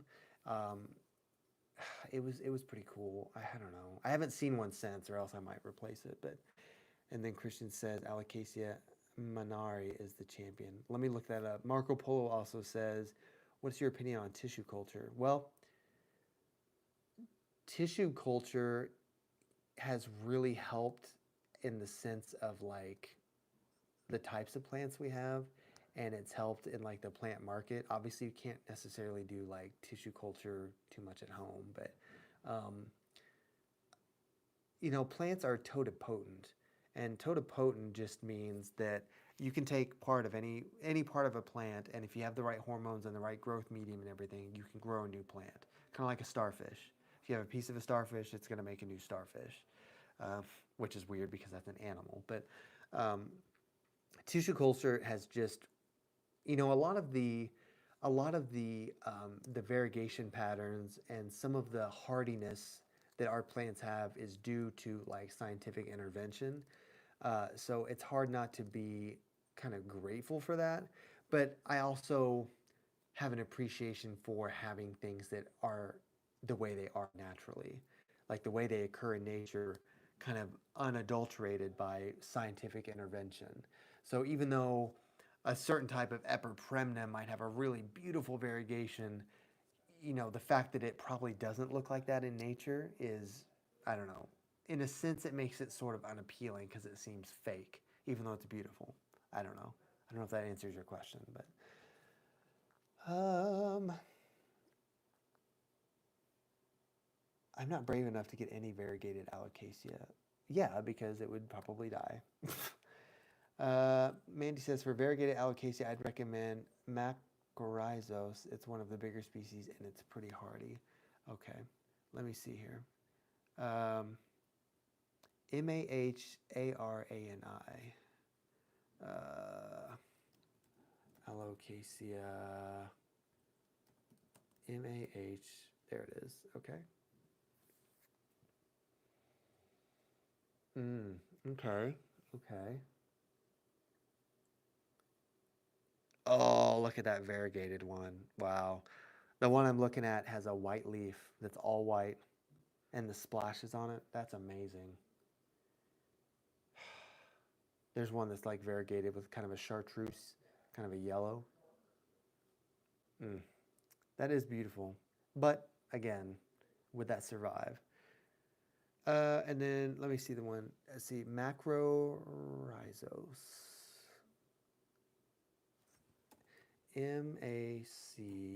Macro. There it is. Oh, wow. Okay. Wow. Oh, yeah, it's not touchscreen. You know, that is something that you would almost just need a greenhouse to grow it. I'm just looking at it and I'm like, there's no way that that thing would survive in this house. But that one, I'm seeing one that has really big leaves. Elephant ear. Yeah. Can you guys imagine? Let's all just pitch in and we're going to buy a greenhouse somewhere in between all of us. Like we'll just pick the center point between all of us. That's crazy. Uh, the ones that look fake are some of the tough ones. Yeah, yeah. Well, like the first one, Marco Polo said, like especially when you touch it, it feels fake. Like it just doesn't feel like a real plant. Um, I see you're saying that, and now I kind of want to go buy it, but I won't. I won't. I swear I won't. You're growing it in your house? That's crazy. And don't you live in Canada? Like that's like, oh, I wouldn't think that'd be like a good growing place, but that's crazy. No, I won't, Christian. Stop. I'm not doing it. You can't make me.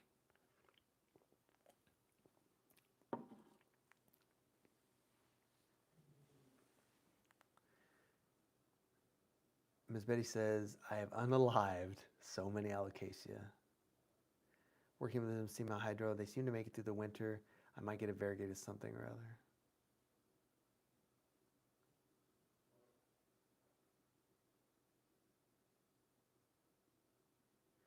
The thing I love about variegation is that every new leaf is a surprise and you don't get bored of the plant. Variegation to me, Marco Polo, just to go just to go into that a little bit, it really is like a work of art. I mean, every leaf is a unique work of art. And,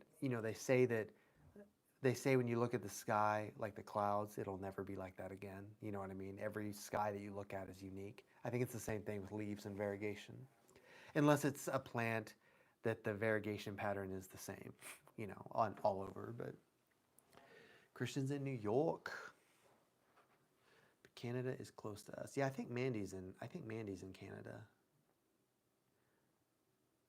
Uh, New York, man.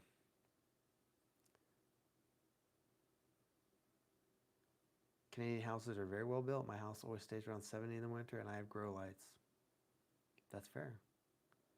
Well, they'd almost have to be built well. I mean, you can't live in the cold of Canada and not have a well-built house.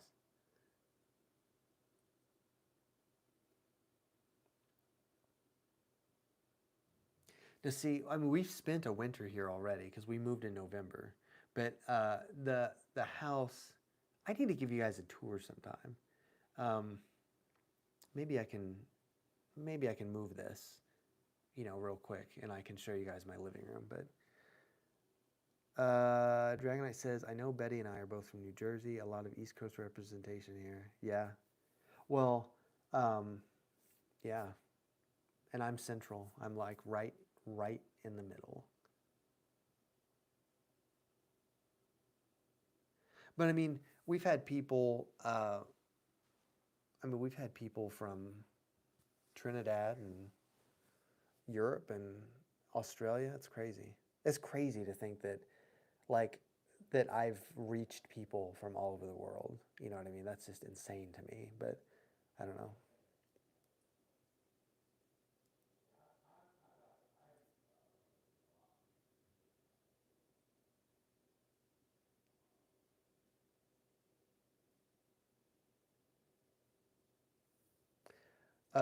Christian says, everyone, oh no, Northeast thinks Canada, Arctic all over.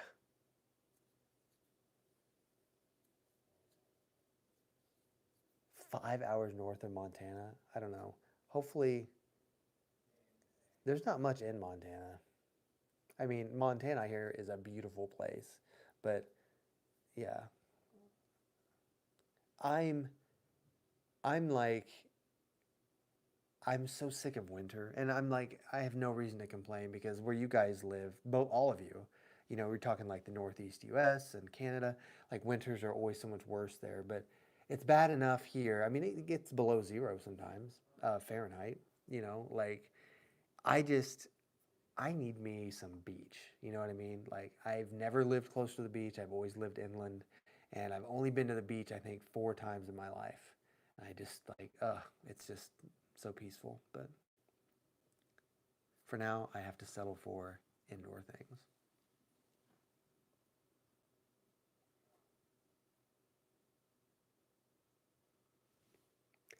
I'm done with winter. It's not even winter yet because this getting dark at like 5 o'clock crap is annoying. Like there's literally like 6 hours of daylight right now. It's ugly. I mean, we're on a tangent right now that has nothing to do with plants, but like, I like winter. It's just too long. Like, winter needs to be like a month, and summer needs to be like 5 months. But not like the hot summer. It needs to be like early summer where it's like nice because I just don't. I love wearing layers. I love the coziness of like drinking hot chocolate and like a snowy morning, but it's, after a while, after Christmas is over, it's like January and February are just so dull and cold and icky, and you got to scrape ice off the car and drive in shitty, wet, crappy weather. Sorry, guys. And it's just like, ugh, I don't like it. But Marco Polo says growing indoors in Australia is tough. Either switch on the air con, didn't know that you guys called it that, and slow down the plant growth or sweat it out in the ambient temperature, but the plants grow like crazy. So Marco Polo, I'm guessing you're in Australia, down under, so it's actually summer there. Or it's not summer, it's spring right now. Congratulations on it being spring. I wish it were spring here. Maybe. We haven't had Thanksgiving yet, so after Christmas, I'll wish for that.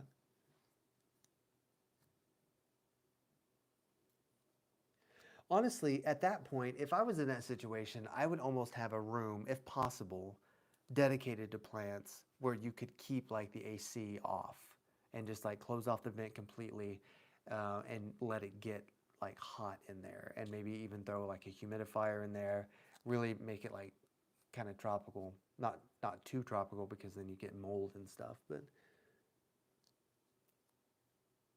I don't think Marco and I have met before.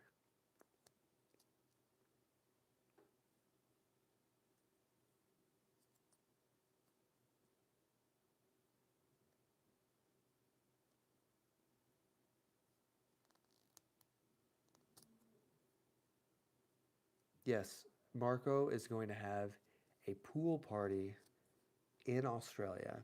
Be there or be square.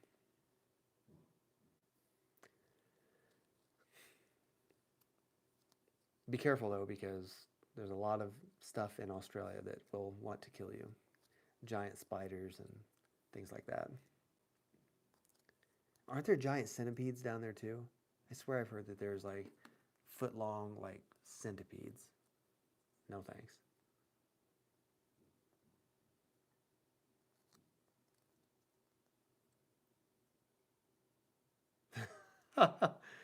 Yeah.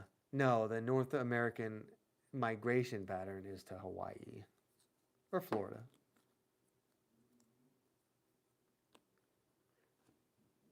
I have a friend in Venezuela, and we were talking about how there's a large population of senior citizens in Florida, and he didn't understand why. And I'm like, well, that's just where people retire in the United States. They go to Florida because the weather's so nice.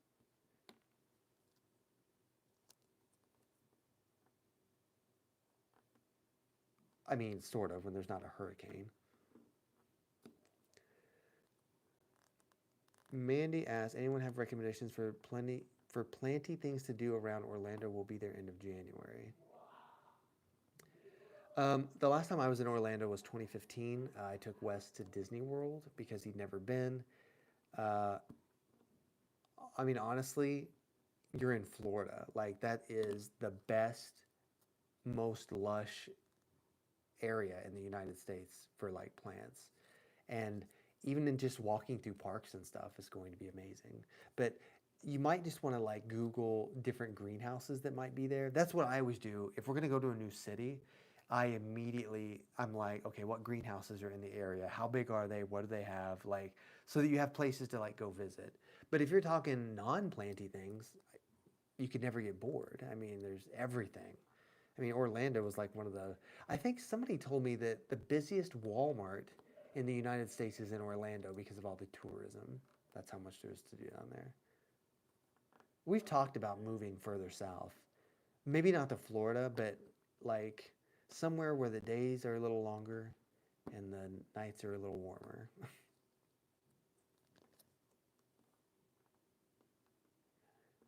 But I don't want to go west. The Space Center would be really cool.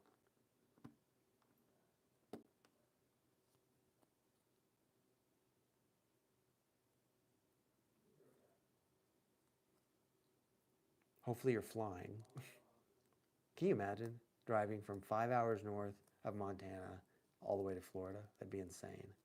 You'd be on the road for like a week.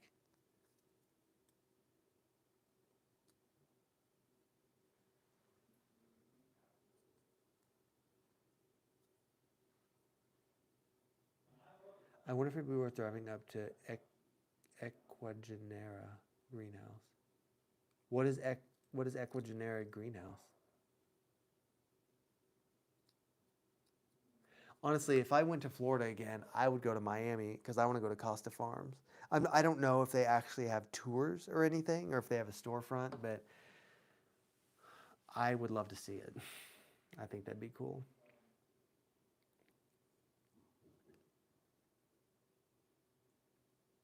Yeah, but I mean, Los Angeles is still a really long trip, but at least that's more or less straight down. I mean, you're talking about going like diagonally across basically the whole continent.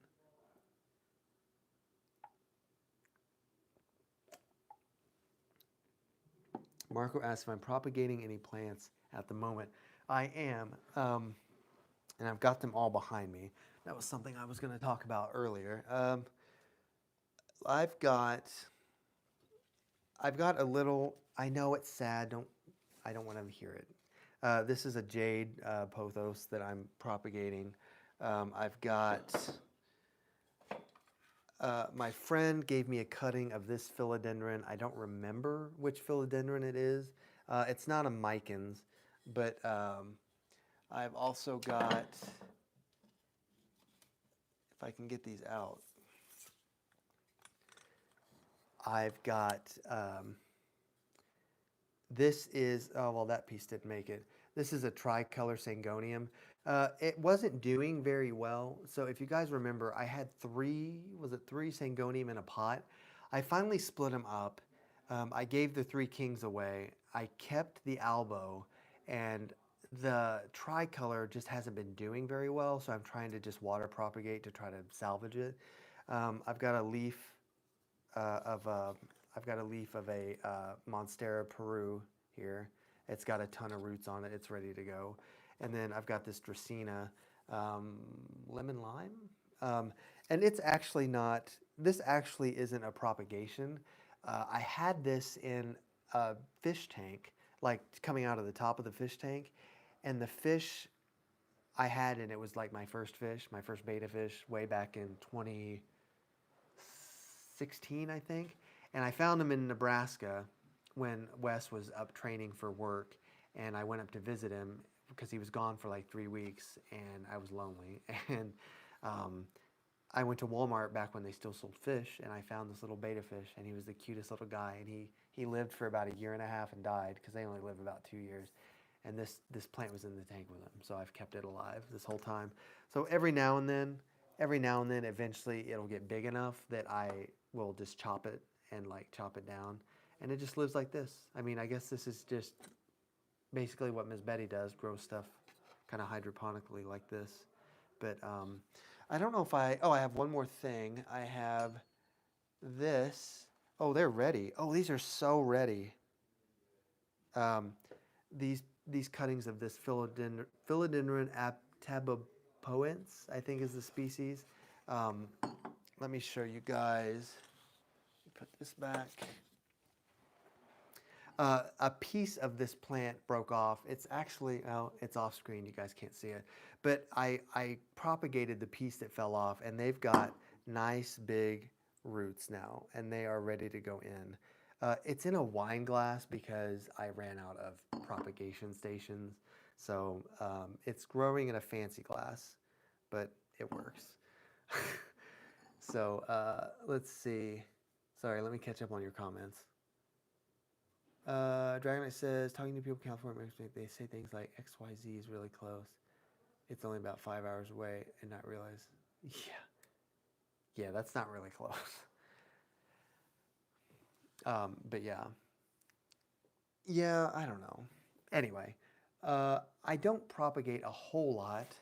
I also have, the last thing I have that I won't even get out, my golden pothos was getting too big, the one I got at my mom's funeral. So I cut it down and I threw a lot of that out. I'm starting over with it, and I'm just going to grow new cuttings and just make a new plant out of it because it was just getting so leggy and long, and I don't really have the space to like string that thing along. So it was just time to start over with it. That's how you get them to live forever, really, is you just start over with propagation.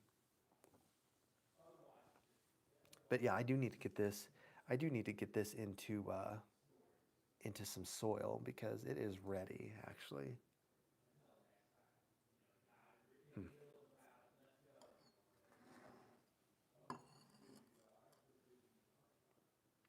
So what I want to do, is that a bug? It better not be.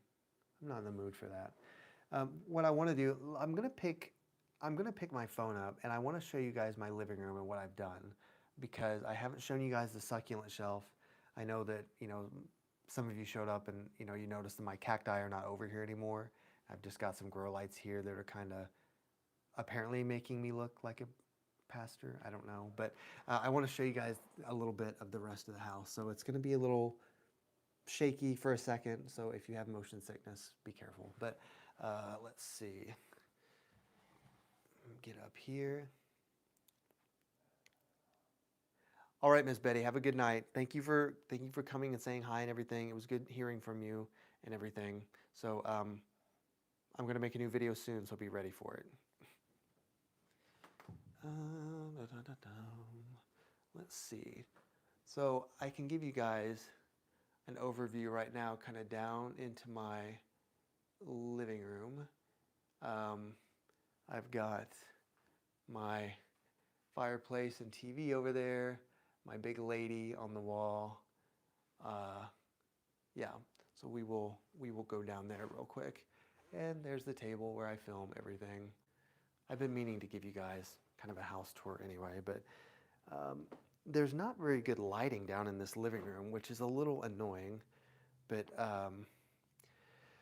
oh yeah, the the chair over there, the little birdcage chair. You know, it's neat, but it's actually not like that comfortable to sit in. Like I was hoping that it would be more comfortable, but it's not.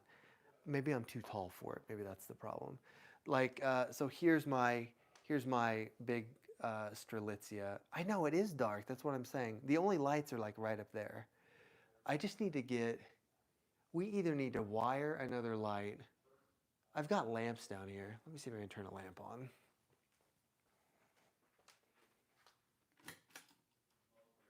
That doesn't really help much, does it? It's fine. But my patio's out there, my pond and everything. But that's my big Strelitzia, the one that's like probably my tallest plant. Like it's taller than me at this point. So, and I'm about 5'7". I got, what else do we have down here? We have my big Ficus elastica Shiveriana, which is pretty big. It's got those really beautiful green leaves on it. This is that new Aglaonema I bought that has the kind of white edges on it. That window, I'm trying to read your comments as they pop up because they disappear, but that window faces east. That window faces east, so I get a ton of morning sun in these windows. But they're sliding doors, you see. But so I can't like just put plants all in front of that because they're doors. But yeah. But yeah, on that Aglaonema, I do love the white stems. I think they're really pretty. I just think that's something about that is really gorgeous. My Kentia palm is right here with its kind of lacy foliage and everything. It's doing better now that I moved it back away from the window. It did not like being next to the window. And of course, my aspidistra. Christian says you can hang plants in front of the doors. I can, but it's figuring out how off of that curtain rod. I'd have to figure that out. Actually, you know what? Let me turn my grow lights on down here because that will give us some more light. Haha. I did go, so the greenhouse here in town had like a customer appreciation day and all the plants were like 40% off. So I got this big ficus, this is a Ficus Ali, and it has the kind of elongated leaves that you're maybe not used to seeing on a ficus. I got this for like $45, which for as big as it is a pretty good price. And impressively enough, it has not dropped a single leaf yet. Knock on wood. Where's some wood right there? Because I don't know, it loves being next to the window. And they say once you find where your ficus likes to sit, you shouldn't move it because they, you know, they tend to be kind of finicky with where they sit. This is the Trachycarpus that I did. Knocks on the ficus. I guess I could have. This is the Trachycarpus. I did that video on recently. It's still doing well. And then we have my succulent shelf, which is actually back here now. I don't know if I have any new additions other than I do have this little planter I made. These are Clanco, like Mother of Millions, but it's a couple of different species. There's like a blue-leafed one that's putting off a ton of babies, and this one actually has like the kind of bloody, kind of black pattern on the backside, which is pretty cool. I just think those are really interesting plants, and I got a pretty good deal on it. So I do seem to have a lot of like succulents that tend to trail for some reason. Like here's my Ripsalis paradoxica that has the kind of chain link leaves and everything. This is my little Senecio that for some reason is just doing whatever it wants to do. I don't know. It's just a really bizarre plant. But yeah, I think one of my favorites, I don't know, the Ripsalis is pretty freaking cool, but I think one of my favorites is probably the Lampranthus, just because I think it's a really neat looking succulent, how it kind of has a bonsai appearance to it. It's doing really well now. I don't know why. It was struggling for a little bit, but it's starting to get kind of big. Hopefully I haven't missed any comments because I haven't been looking. Looks like my Haworthia is putting off a flower, so that's kind of cool. Yeah, I don't know. That's probably about it down here, but let me get back upstairs. I don't have plants anyplace else in my house just because I like when things are kind of grouped together. And when I put stuff upstairs, I tend to forget about it. I do have more plants in the kitchen, but it's kind of a mess because there's just kind of plants everywhere. But this is the ZZ plant I got. It's the one that has kind of the stair step leaves on it. So I don't know. I think they're kind of neat, but I don't know if I'll keep it after I make the video just because, I don't know. And then the Albuca. We're going to try the Albuca. I did get that kind of recently. Well, maybe about a month ago, but yeah, that's plants on the table, plants on the counter. Pretty good sized Goapertia orbifolia that I got pretty lucky to find. I do have a fern that's kind of a salvage. Like this was sitting in the window at Lowe's. This is a dry out terrace fern, which is like the autumn fern. And it was basically yellow, like because it was sitting in the light, direct light. So I brought it home and I stuck it in the shade and it became green again. And it's doing pretty well for a fern. You know what I mean? There's a little bit of like, dryness on it, but I think it's doing pretty well. Doing better than it would be if it was still there because it would be dead. But yeah, I'd say that's probably about it for that. But let me see what you guys have been saying in case I missed anything.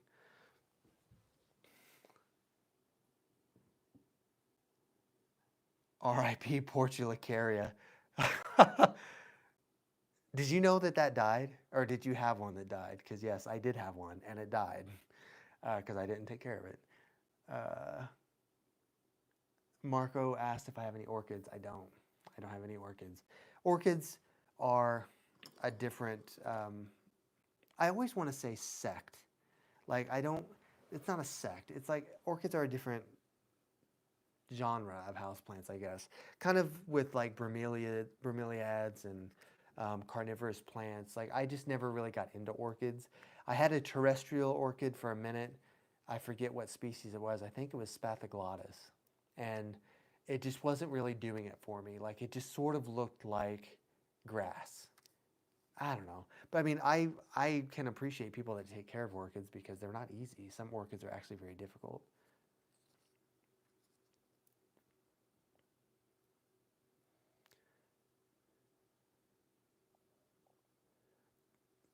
Orchid people are like African violet people. I mean, the funny thing is, like, there are definitely people that make collections out of African violets, but I feel like I've seen more of the orchid people just because, I don't know. There's just something about orchids. I saw some blue ones the other day at a store.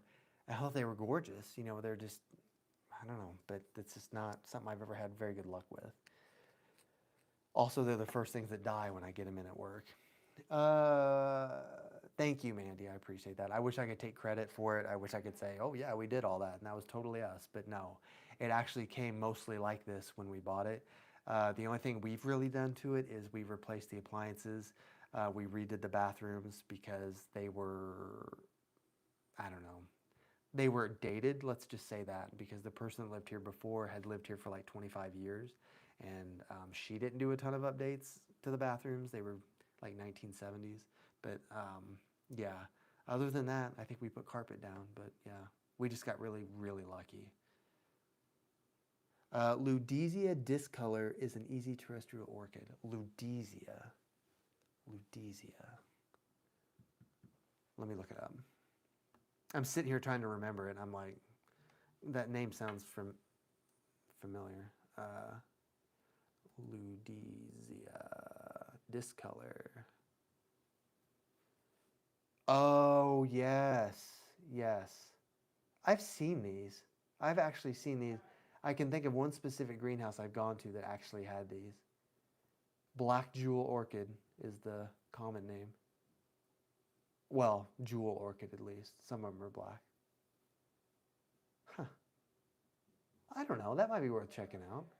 I would maybe be willing to do that.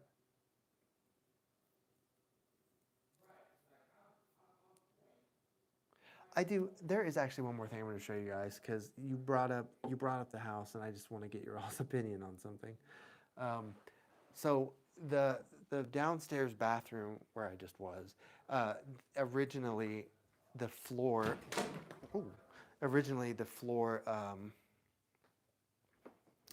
It's this like. I'm going to show you the floor first before I show you the bathroom. The floor is this kind of hexagonal gold, kind of dated 70s style. And I thought, well, that's going to be really expensive to rip that up and like replace it. So I thought, well, let's just paint the bathroom blue and we'll go with like gold accents and stuff. So we kind of, redid that, kind of redid the vanity and everything just to kind of, I don't know, make it different, make it something, but anyway. Oh.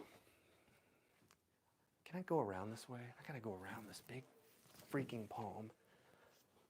Okay.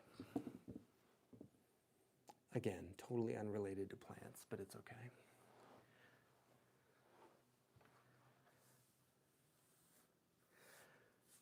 So many varieties of orchids. Big rabbit hole. Yeah, it really is. And I mean, and I don't even know all the different species of orchids, but I know that a lot of people, of course, they prize them for their flowers, and getting them to flower after you buy them, I know can be difficult if you don't know what you're doing, but the care for them is also just, I don't know.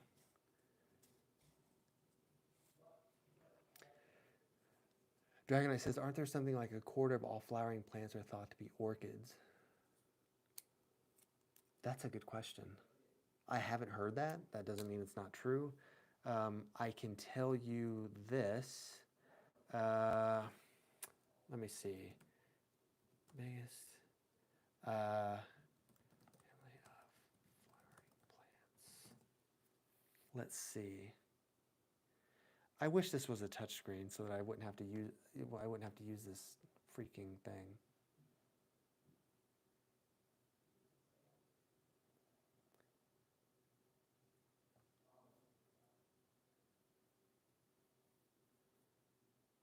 Bulbophyllum? Okay, well, I can tell you this.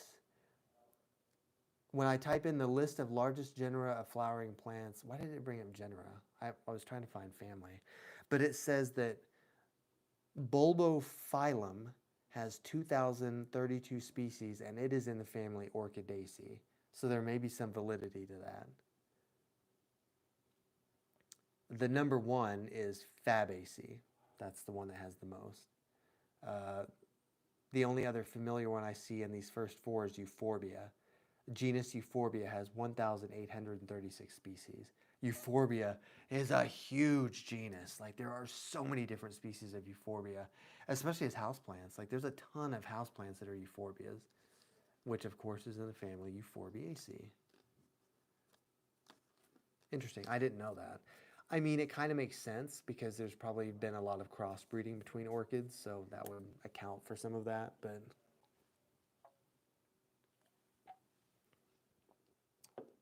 why are there so many Euphorbia? I don't get that.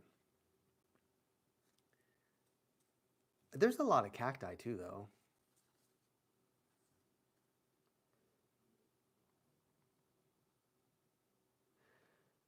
Yeah, well, kind of. I mean, Dragonite says he feels like it's the wild card genus for succulents. I mean, it kind of is. Like if you roll the dice and you don't know what something is that's a succulent, there's a good chance it's probably a euphorbia.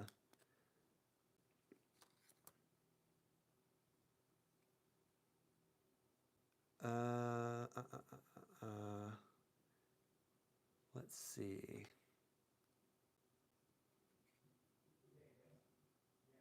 I'm trying to see if there's anything else on this list. Oh, begonia. Begonia is number 6. Begoniaceae has 14, or I'm sorry, begonia has 1,400 species, which makes sense, but there's so many different begonias too. Senecio is on here, number 10, has 1,200 species. Croton, Piper, which is well, no, Piper is cousin to Peperomia. There's Peperomia, number 19. You know what I don't see on here yet? I don't see philodendron, and there's so many different philodendrons.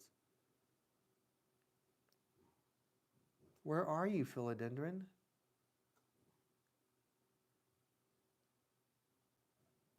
Well, guys, unless I'm missing it, philodendron is not in the top 56. That's crazy. I would have thought philodendron would have been on there.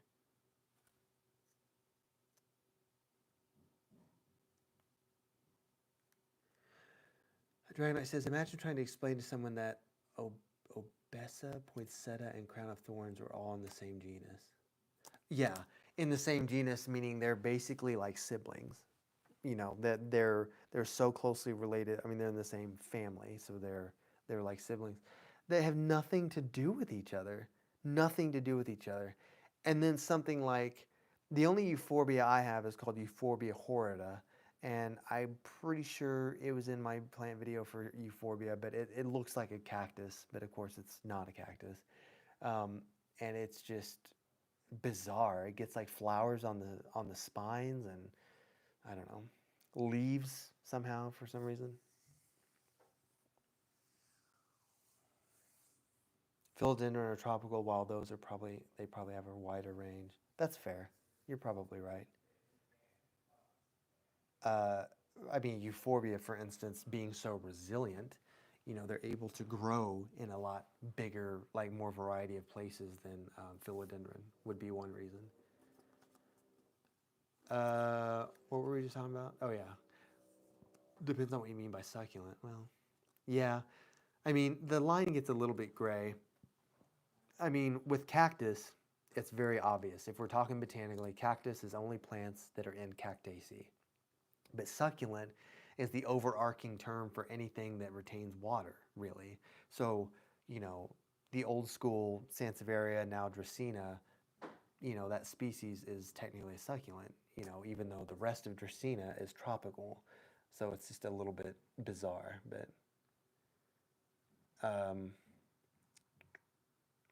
Marco says, who are your favorite plant tuber creators? That's a good question. I mean, everybody loved Plantarina. And of course, that channel doesn't exist anymore. I like Summer Rain Oaks a lot. I don't religiously watch anybody, if maybe that's what you mean, but I do have some. She's probably the number one that I'm like, if I want information about something, or if I'm just feeling in a mood where I want to watch some plant videos, I'll watch Summer Rain. But sometimes I just like to hear what other people have to say. Nobody specific. Um, like if I get a new plant, let's say I go type in this Alpinia, and maybe Summer Rain has something to say about it, or Nick, I can't think of his name, Nick Peglio. It's Italian sounding, but yeah, there's a lot of good creators out there. I am by no means in that genre. I mean, I'm in that genre, but I'm not in that league by any means. You know, they've been around for a while and done a lot more than I have. But um, let's see, some caudiforms hold water, but look nothing like traditional succulents. Yeah, and then some plants hold the water in their roots too. So that makes them a little bit different than what we think of as a traditional succulent. Tech Plant, I don't think I've watched Tech Plant. Summer's fun. I appreciate her fact-based commentary. She's done a lot of touring. She's gone to a lot of places and talked to a lot of people, and she's educated to what end I don't remember off the top of my head how much education she has within biology, but she's done a lot. She does a lot of like conservation research and stuff too. So she is she's like a solid choice if you're wanting the facts, you know. I mean, I've used her information as reference myself for some things, you know what I mean? Like if there's a plant that I actually don't know that much about.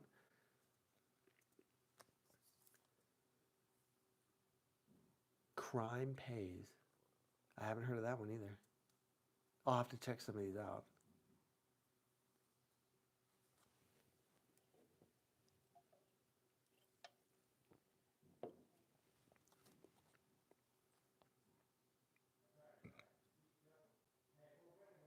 What about you, Marco? It was your question. Who are some of your favorites? Honestly, other than Nick and Summer and Plantarina, I haven't really watched that many others that weren't just kind of almost random people like me that just, get on and want to talk about plants.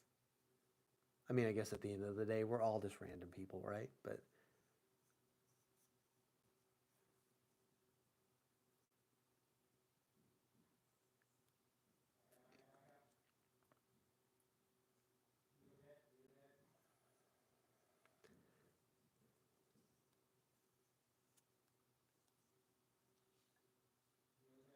hmm. Yeah, I'll have to remember to check that out.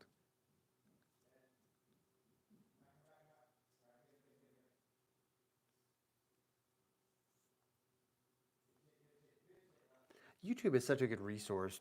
YouTube is such a good resource in general for learning and just kind of like just doing like your own research. Like it's just insane how much I've learned just from watching YouTube, not just about plants, about anything. And I mean, it's a good way to like have backup sources and things to get other people's opinions. I don't know. It's underrated because there's so many times when I'm just trying to find out one thing and I don't want to read through a whole web page. Like I don't want to have to skim endless pages of like web material to try to find what I'm looking for if I can just have somebody explain it to me on a video. Like that's so much more concise, I feel like.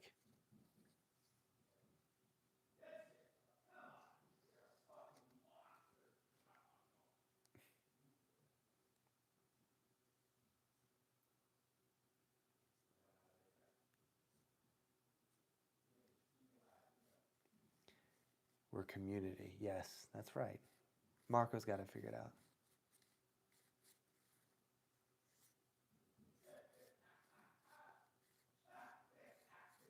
I wish the thing is like from a creator perspective, I don't even like to use that title because I don't think of myself like that. I just think of me as somebody who makes videos for this select group of people that like to come watch, which is amazing. But it's interesting the algorithm. I don't really know much about it, but people always talk about how finicky the algorithm is on YouTube about who sees your videos and stuff. And honestly, I just want to I just, when I think about me as a user of YouTube, I want to have somebody that I can go to. And if I have a plant, I want to type in the name of the plant, see what they have to say. And you know what I mean? Like, I don't have to comb through a bunch of stuff. So that's what I've tried to be for people.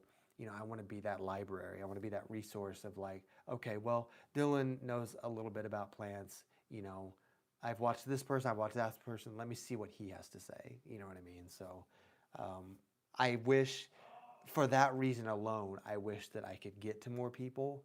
You know what I mean? Like I don't want to be like a YouTube star necessarily. Like I think that let's pretend that I had millions of followers and I didn't have to work anymore. I think that would be insanely boring to me. Like I work as much as I complain about it. Work is like the structure that kind of keeps like my days together. Like when I have a good schedule. Right now my schedule is garbage. But like if I'm around the house too much, I start to get stir crazy. Like, get me out of here. And I don't live in Orlando where there's a whole bunch of fun stuff to go do. I live in Kansas. Like, not a whole lot to do here. So, work is a way to like socialize for me and make money and like interact with people.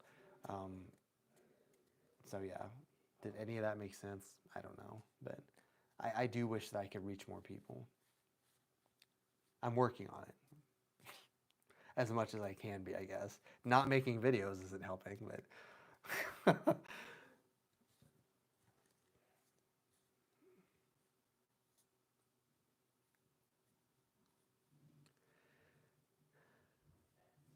well, Christian, it's fine. It's basically Missouri. I mean, Missouri's like an hour from me, so I go to Missouri probably once a month. Dragonite says at some point YouTube algorithm started occasionally promoting random small channels to my recommendations for some reason. A year or so ago, it started showing me videos from this Bane's Botanicals channel, which seemed interesting, and I ended up watching a few of his videos every once in a while. My, how the time has gone by. But isn't it? But think about this. Look at it like this too. If I again, let's pretend I have 1 million followers. Like, I think it would be cool on my part if I did that. Let's say I have that, and I would just go find those little kind of channels. And if it was somebody that I thought was good, like imagine promoting that channel and getting it some of that splash viewership from my channel. Like, wouldn't that be such a cool gift to somebody? Like, just to suddenly get them, hundreds or thousands of views, just from me being like, hey, here's this person's channel, go check them out. They seem promising. I mean, maybe we need to get some famous YouTubers doing that for the little guy, right? I don't know if Summer and Nick or anybody will ever see this, but hey. um, has it been a year, 2 years? I think I found your channel when you were like halfway through the A's, whenever that was. Oh, that would have been probably, well, it was last summer, so it's been over a year. I don't think it's been 2 years yet. But yeah, um, I've kind of gotten off track with the alphabet just because, for example, I don't know if I did Cryptanthus yet. Maybe I did, but that's a C. But we are really close to the end of that list. And like I said, I've just got these other video ideas that I need to do them. But, for example, if I was going to sit here, I could probably do it now easier than if I was making a video. But if I was going to sit here and start discussing with you guys the anatomy of a plant cell, for instance, we could talk about the vacuole and, how it holds water, and when, it gets lessened, the cell wall can't, get the turgor pressure and the rigidity to keep the plant erect and everything. Like, I gotta be organized when I make that video so that it comes across in a way that's accessible. I can't just get on a video and just randomly, it just, I don't know. See what I mean? Now it doesn't make sense because I'm just randomly winging it. I feel like I'm good at making, like, at presentations though, like an essay format.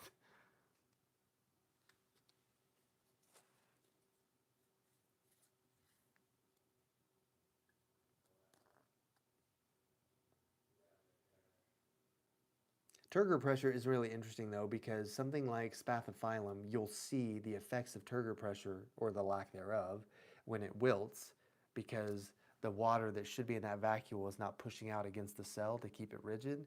But in something like a succulent, there are other factors at play there that keep the plant erect despite not having water. If I'm not mistaken, it has to do with the cuticle, and the cuticle of the leaves and things keep it more rigid. But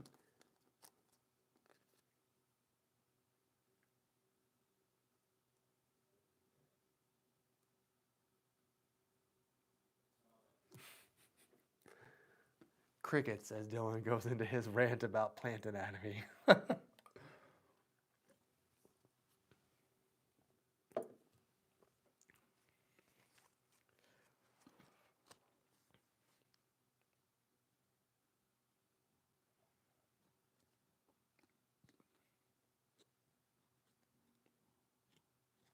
But I mean, like, I don't know. I definitely know that there are people that are not sciencey. And believe it or not, I'm not that sciencey either. I mean, I am when it comes to plants and I guess animals too, but in general, I'm not really that into chemistry. I'm not really that into physics or anything like that. I'm into plants. Like that's the only reason I know what I know is because I have a passion for plants. Generally, I'm more into things like music. You know, I play multiple instruments and I'm into things like uh, well, gaming. that's not really that's not really higher intelligence necessarily, but yeah, kind of just learning about science by accident. I just kind of, as I was majoring in English, you know, it became, oh, that's another thing I'm really into, languages and English. Um, as I was going through college, it's English classes became so weighty and like heavy. Like it was just, oh my God, if I have to take another English class, I'm going to lose my mind. So when I realized I had extra electives, I'm like, you know what? I'm going to take some science classes because that is like the opposite of English, right? That's science, it's facts, it's textbooks, it's, you know, taking tests and things that I was so used to writing essays. And it was really refreshing to be able to take plant classes in the midst of English because I was so burnt out. Oh, and French. Oh my God, French classes, it's even worse. Especially once you get higher up and they're like, oh, write a 3-page essay in French. Uh, okay. I mean, I know enough to write a few sentences, but not enough to write an essay.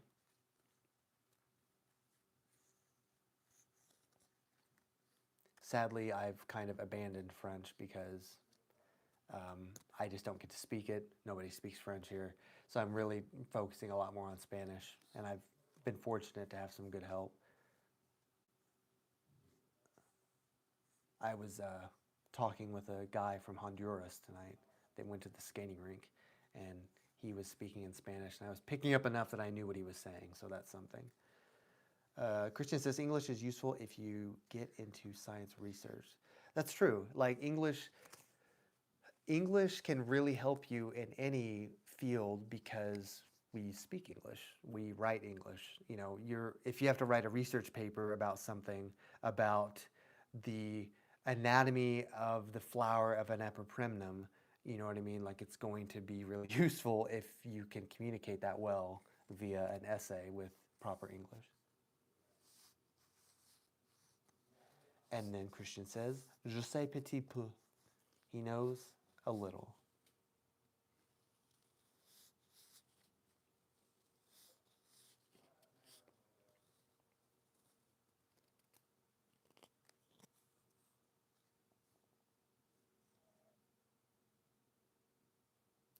Well, I mean, if we're being honest, I mean, um, je sais beaucoup de français, mais je ne souviens pas. I mean, I know a lot, but I don't remember it. Like,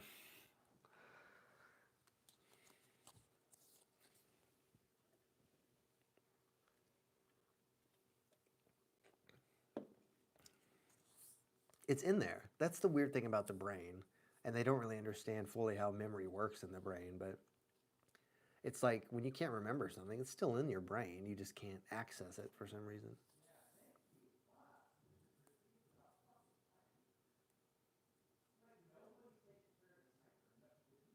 Latin, actually, they say learning Latin is good for well, a lot of reasons, but I mean, we use a lot of Latin in botany because of taxonomy.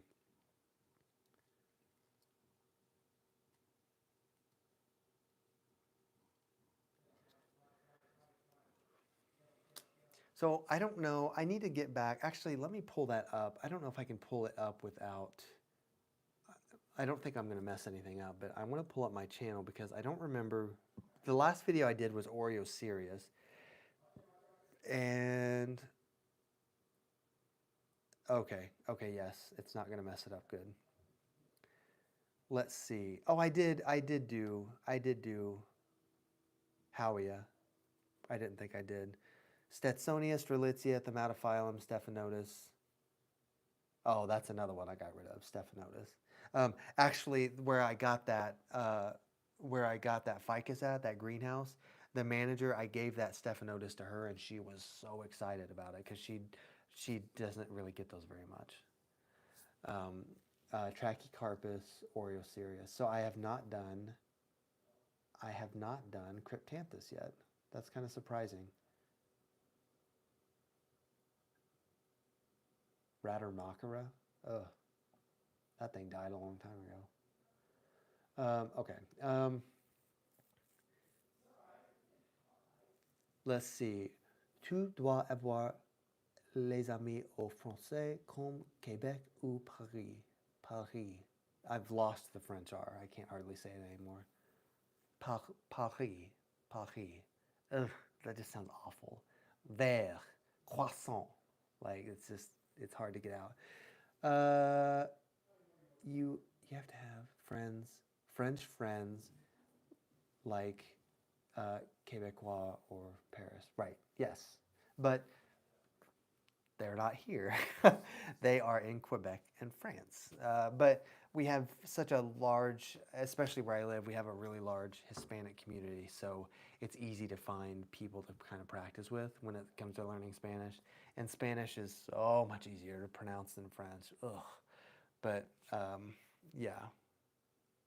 Latin is fun, but more difficult than French or Spanish. Yeah. They are in the internet. I know they're in the internet. I suppose I could get on and be like, you know, chercher un ami français pour pratiquer, uh, you know, what is speaking? Parler un français. You know what I mean? Like, I could get on and find somebody for it, but yeah, I just haven't because I don't have the desire to. I guess there's just no point. And I don't regret taking French. Like my French classes in college, the first one and second one had a lot, but all the ones after that had like 5 people in them. And um, small classes in like a college setting are amazing, and I had so much fun. Like I made some good friends. I don't talk to them anymore, but at the time I made some good friends from taking those small classes. Everybody was taking Spanish, so maybe I should have just taken both. La, la, la, la, la, la. I still got to tell us how to make Oreo cereal. Do I have Oreos? I feel like I bought cookies the other day. Now I kind of want cookies. If I, Dragonite, let me put it this way. If I figured out how to make a cactus grow cookies, I wouldn't be making videos on YouTube. I wouldn't be working at Walmart.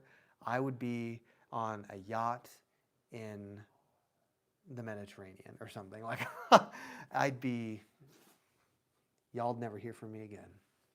But I'd cut you a check though.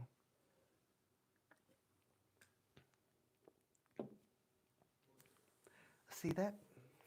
Ugh, that soda's not sitting very well either.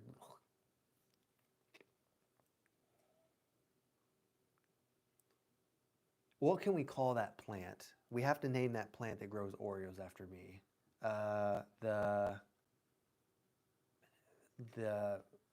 the Dillanonicus benevolus or something like something that. Oh my gosh, it's that guy that had that channel for a second, and then he learned how to make plants grow cookies, and nobody knows what happened to him. He gets spotted every now and then, like Elvis.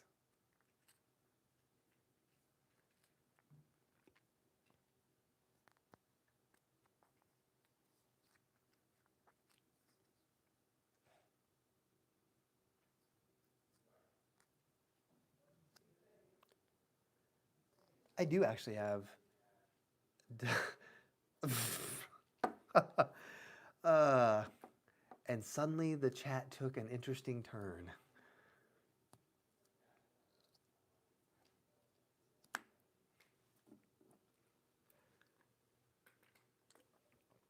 I don't even think I can repeat that out loud.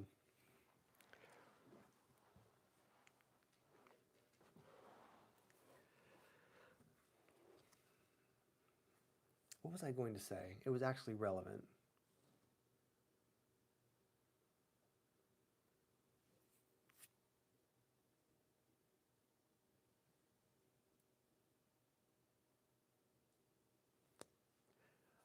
Shout it out at the top of your voice just to see what Wes does. No, like he'd be like, he would just be like, "What are you talking about?" What I need to do is I need to go shout it out at work and see what people say. Like, what if I just went up to people at work and I'm just like, "Hey, I got this new cookie. You want to try it? It's called a double stuffed Dylan." And they'd be like, "Oh my god, you're out of your freaking mind."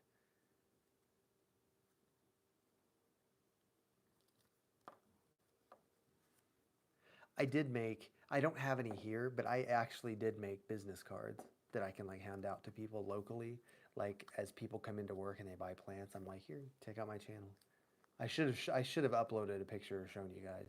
They're sitting at work, like I've got them in a box at work, so that I can always hand them out. But I need to hand them out when I go to greenhouses and stuff.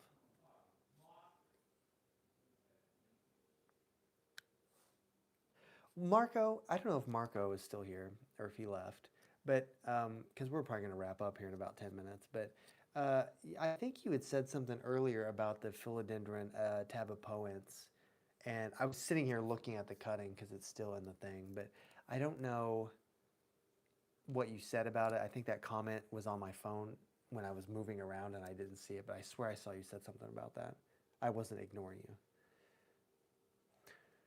Is it not against your company policy to solicit your own place? Um,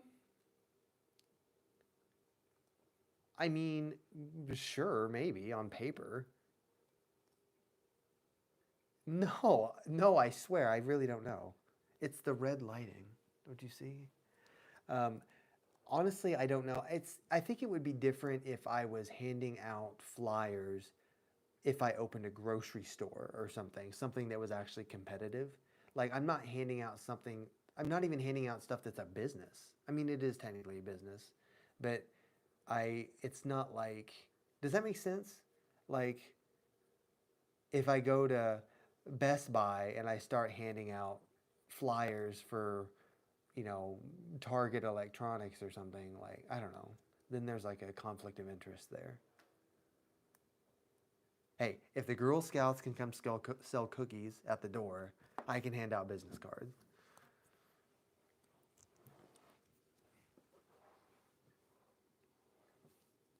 Oh, Girl Scout cookies sounds so good right now.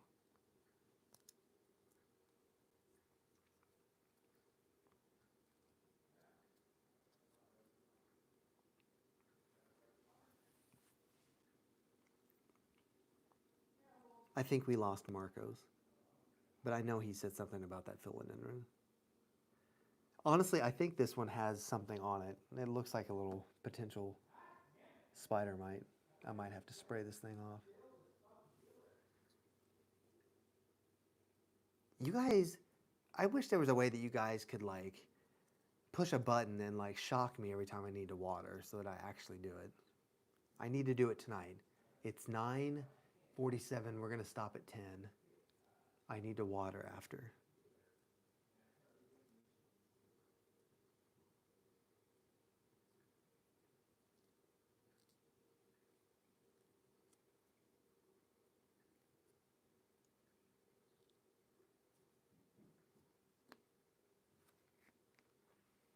So what have I taken away from this? Probably that I need to buy plants online sometimes.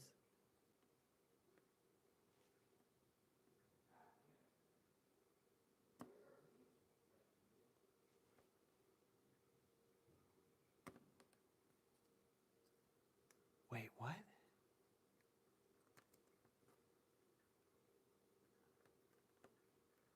Oh, well, yeah.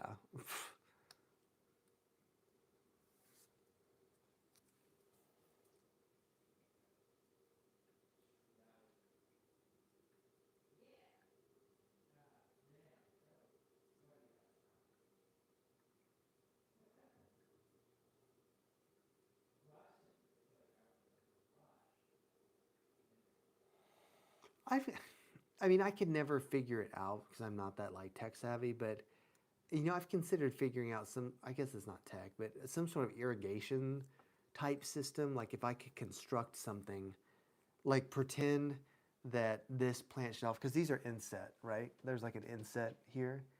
I think that if I could somehow seal the inside of this, like where you could just like pour water at the top and have it like cascade down on the plants, so you don't have to water them all separately. Something to make it more efficient, but I don't know how I would do that.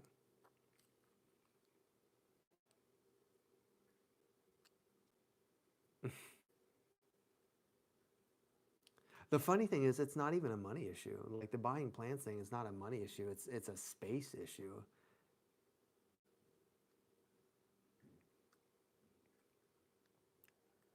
Yeah, I just need to look into it. The indoor irrigation thing, like I don't know, like that's my biggest issue. Like I don't. Sometimes I don't like not water because I'm lazy. Like it's just it can be a lot when if I get off work at 10 o'clock, and I come home at like I get home by like 10:15, 10:30. The last thing I want to do is spend 2 or 3 hours watering plants. You know what I mean? That's why I've tried to cut back a little bit because it's just a lot to take care of. It's no different than cats. I mean, yeah, I if I brought home every cat that I thought was cute, I'd have 30 cats, but that'd be so hard to take care of. Also, it would stink.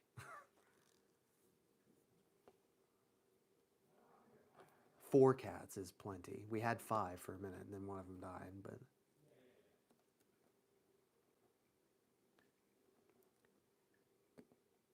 which actually, I do have footage of the cat, the one that passed over the summer, because I was going to do a cat video, because everybody kept saying, "We want to see your cats. We want to see your cats." So I recorded footage and kind of talked about them a little bit. So that's cool that I have that. So when I put that together, you know, it'll be cool that you guys get to see that. He was 20. So it's almost like you can't almost be sad about it because he was 20. You know what I mean? That's freaking old for a cat. So he had a good life. A few times I thought about being an automated irrigation system, but ended up not doing it because I don't trust myself to actually build it without making a massive mess. Oh well, yeah.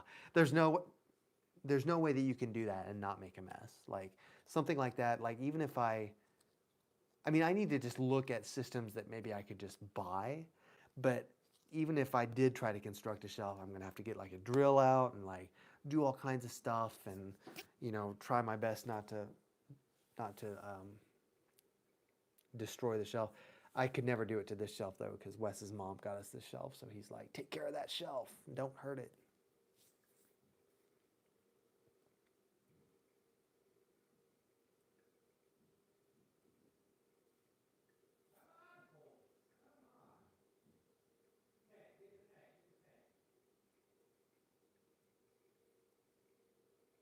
But if you do think of something that's like easy to do,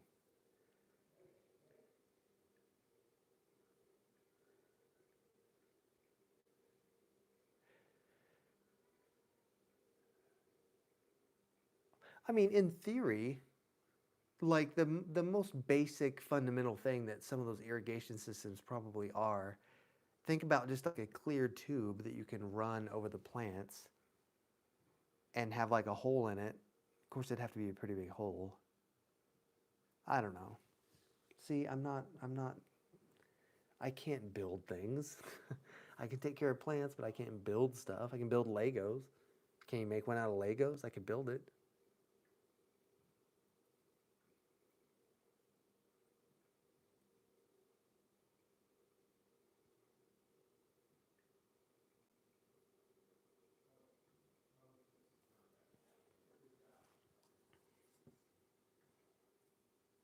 The pump controls the drip.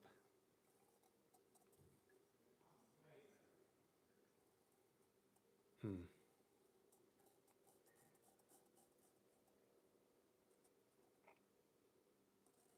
Well, for now, I'm just gonna have to stick with a good old-fashioned watering can. I need to get a new one because the one I have is kind of angled weird to where I can't like get it. I can't get it to like fit under the shelf sometimes. I need one with like one that's like longer that sticks out more like that.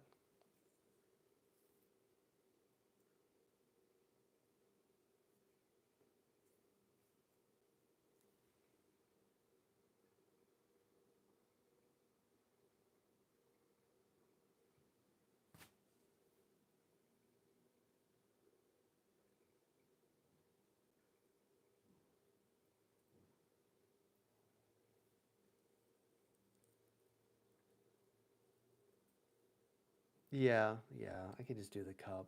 I mean, that would, yeah. Oh, also, I've stopped fertilizing. It's November now, so I probably won't fertilize again until mm, probably the middle of March, maybe even the end of March. I might just wait until then to fertilize again.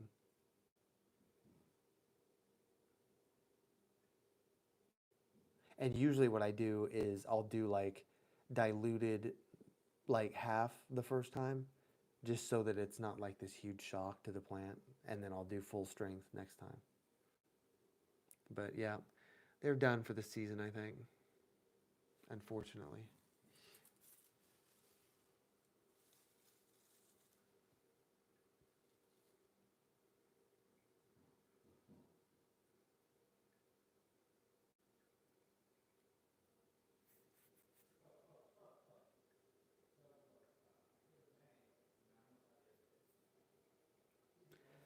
There's definitely plants, and people have different opinions on fertilizing. I mean, there are definitely people in the club of fertilizing all year long, and um, there are specific plants that you maybe should fertilize all year long. I mean, epipremnum pretty much grows year round. Like, it doesn't really stop growing. Um, but maybe there are some plants that are better candidates for like definitely holding off on the fertilizer. I think cacti are one of them. Like, I think cacti just need to go without for a little bit, but because cacti basically just stop everything during the winter time. But yeah, exactly, dragonite, exactly. It's just it's just how much growing is it doing? More in the summer, but still a lot in the winter too.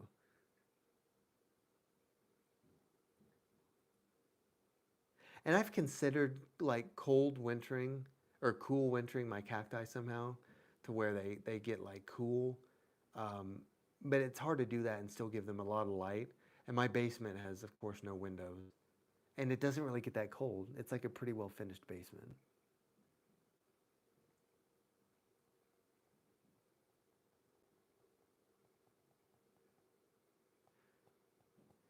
Yeah, well, I mean, I fertilize them in the summer, and spring and summer, just because I don't know, why not? I guess, but there are some cacti that flower more readily. That I don't know. I've considered trying a flower fertilizer on them just to see what happens, just to see if they actually bloom. I don't think I've had a cactus bloom in my care since, well, it's been a long time. But some of the species I have probably don't flower. I mean, they do flower in nature because it's a cactus and it's a flowering plant, but like they don't, it's not something that they just do normally. Oh, that's not true. That's not true. I have a mammillaria that's been flowering, and it's very small, minuscule white flowers on top. Nothing impressive, but it flowered over the summer. That's true. But mammillaria tend to be some as a genus of cacti that tend to flower more easily. Like a lot of the flowering species that I see are mammillarias. I mean, there's other ones obviously, but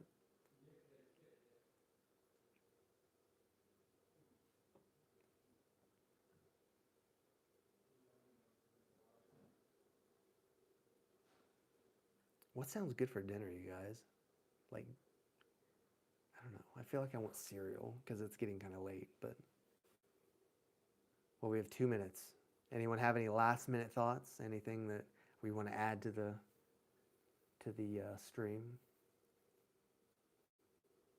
Maybe I'll record after this. That's what I need to do.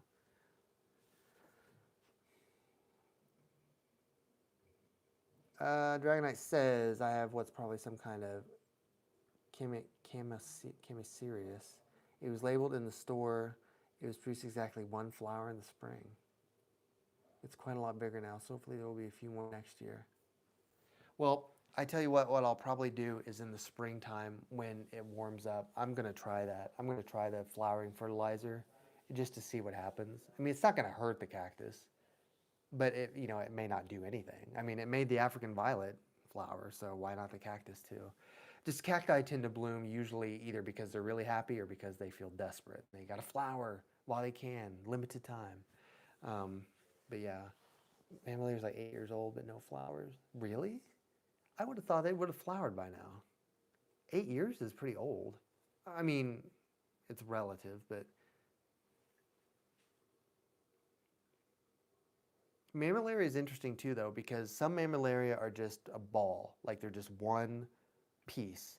And then some Mammillaria are like the multiple, like the one I have, I wish I could just grab it right now, but the one I have is like the multiple little pieces, multiple little balls in one pot that it just kind of grows in a big cluster. It's pretty though, I like it. I mean, they're easy to propagate too, but I haven't done that because I don't need more.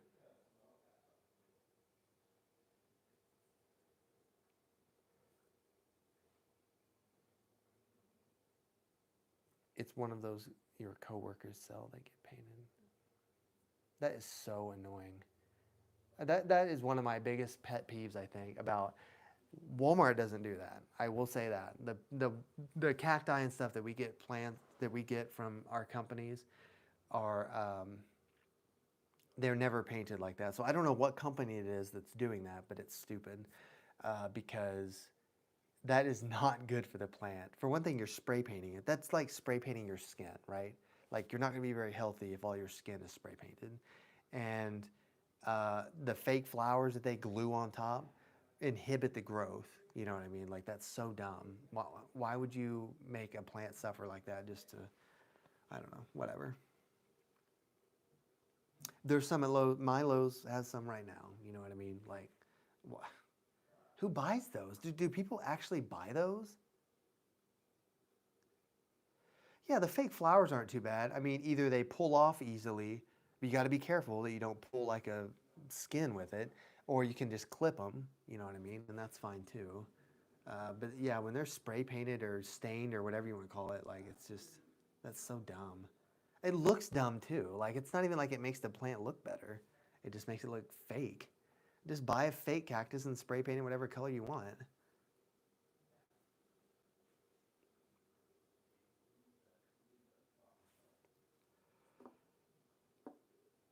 Well, uh, these always run 3 hours. If you guys notice that, I don't intend for these to run 3 hours, but we just kind of start hanging out and talking and stuff. And I don't know, it's just fun just to sit and talk about whatever sometimes. But stain never leaves the original plant. Oh, that's sad. But yeah, thank you guys so much for coming. I hope you had fun. I appreciate you guys taking time out of your evening to spend it with me. Um, I'm here. I'm still here. I haven't left. Yeah. So I will plan another one of these probably in a couple of weeks, but I promise there will be videos, multiple videos before then.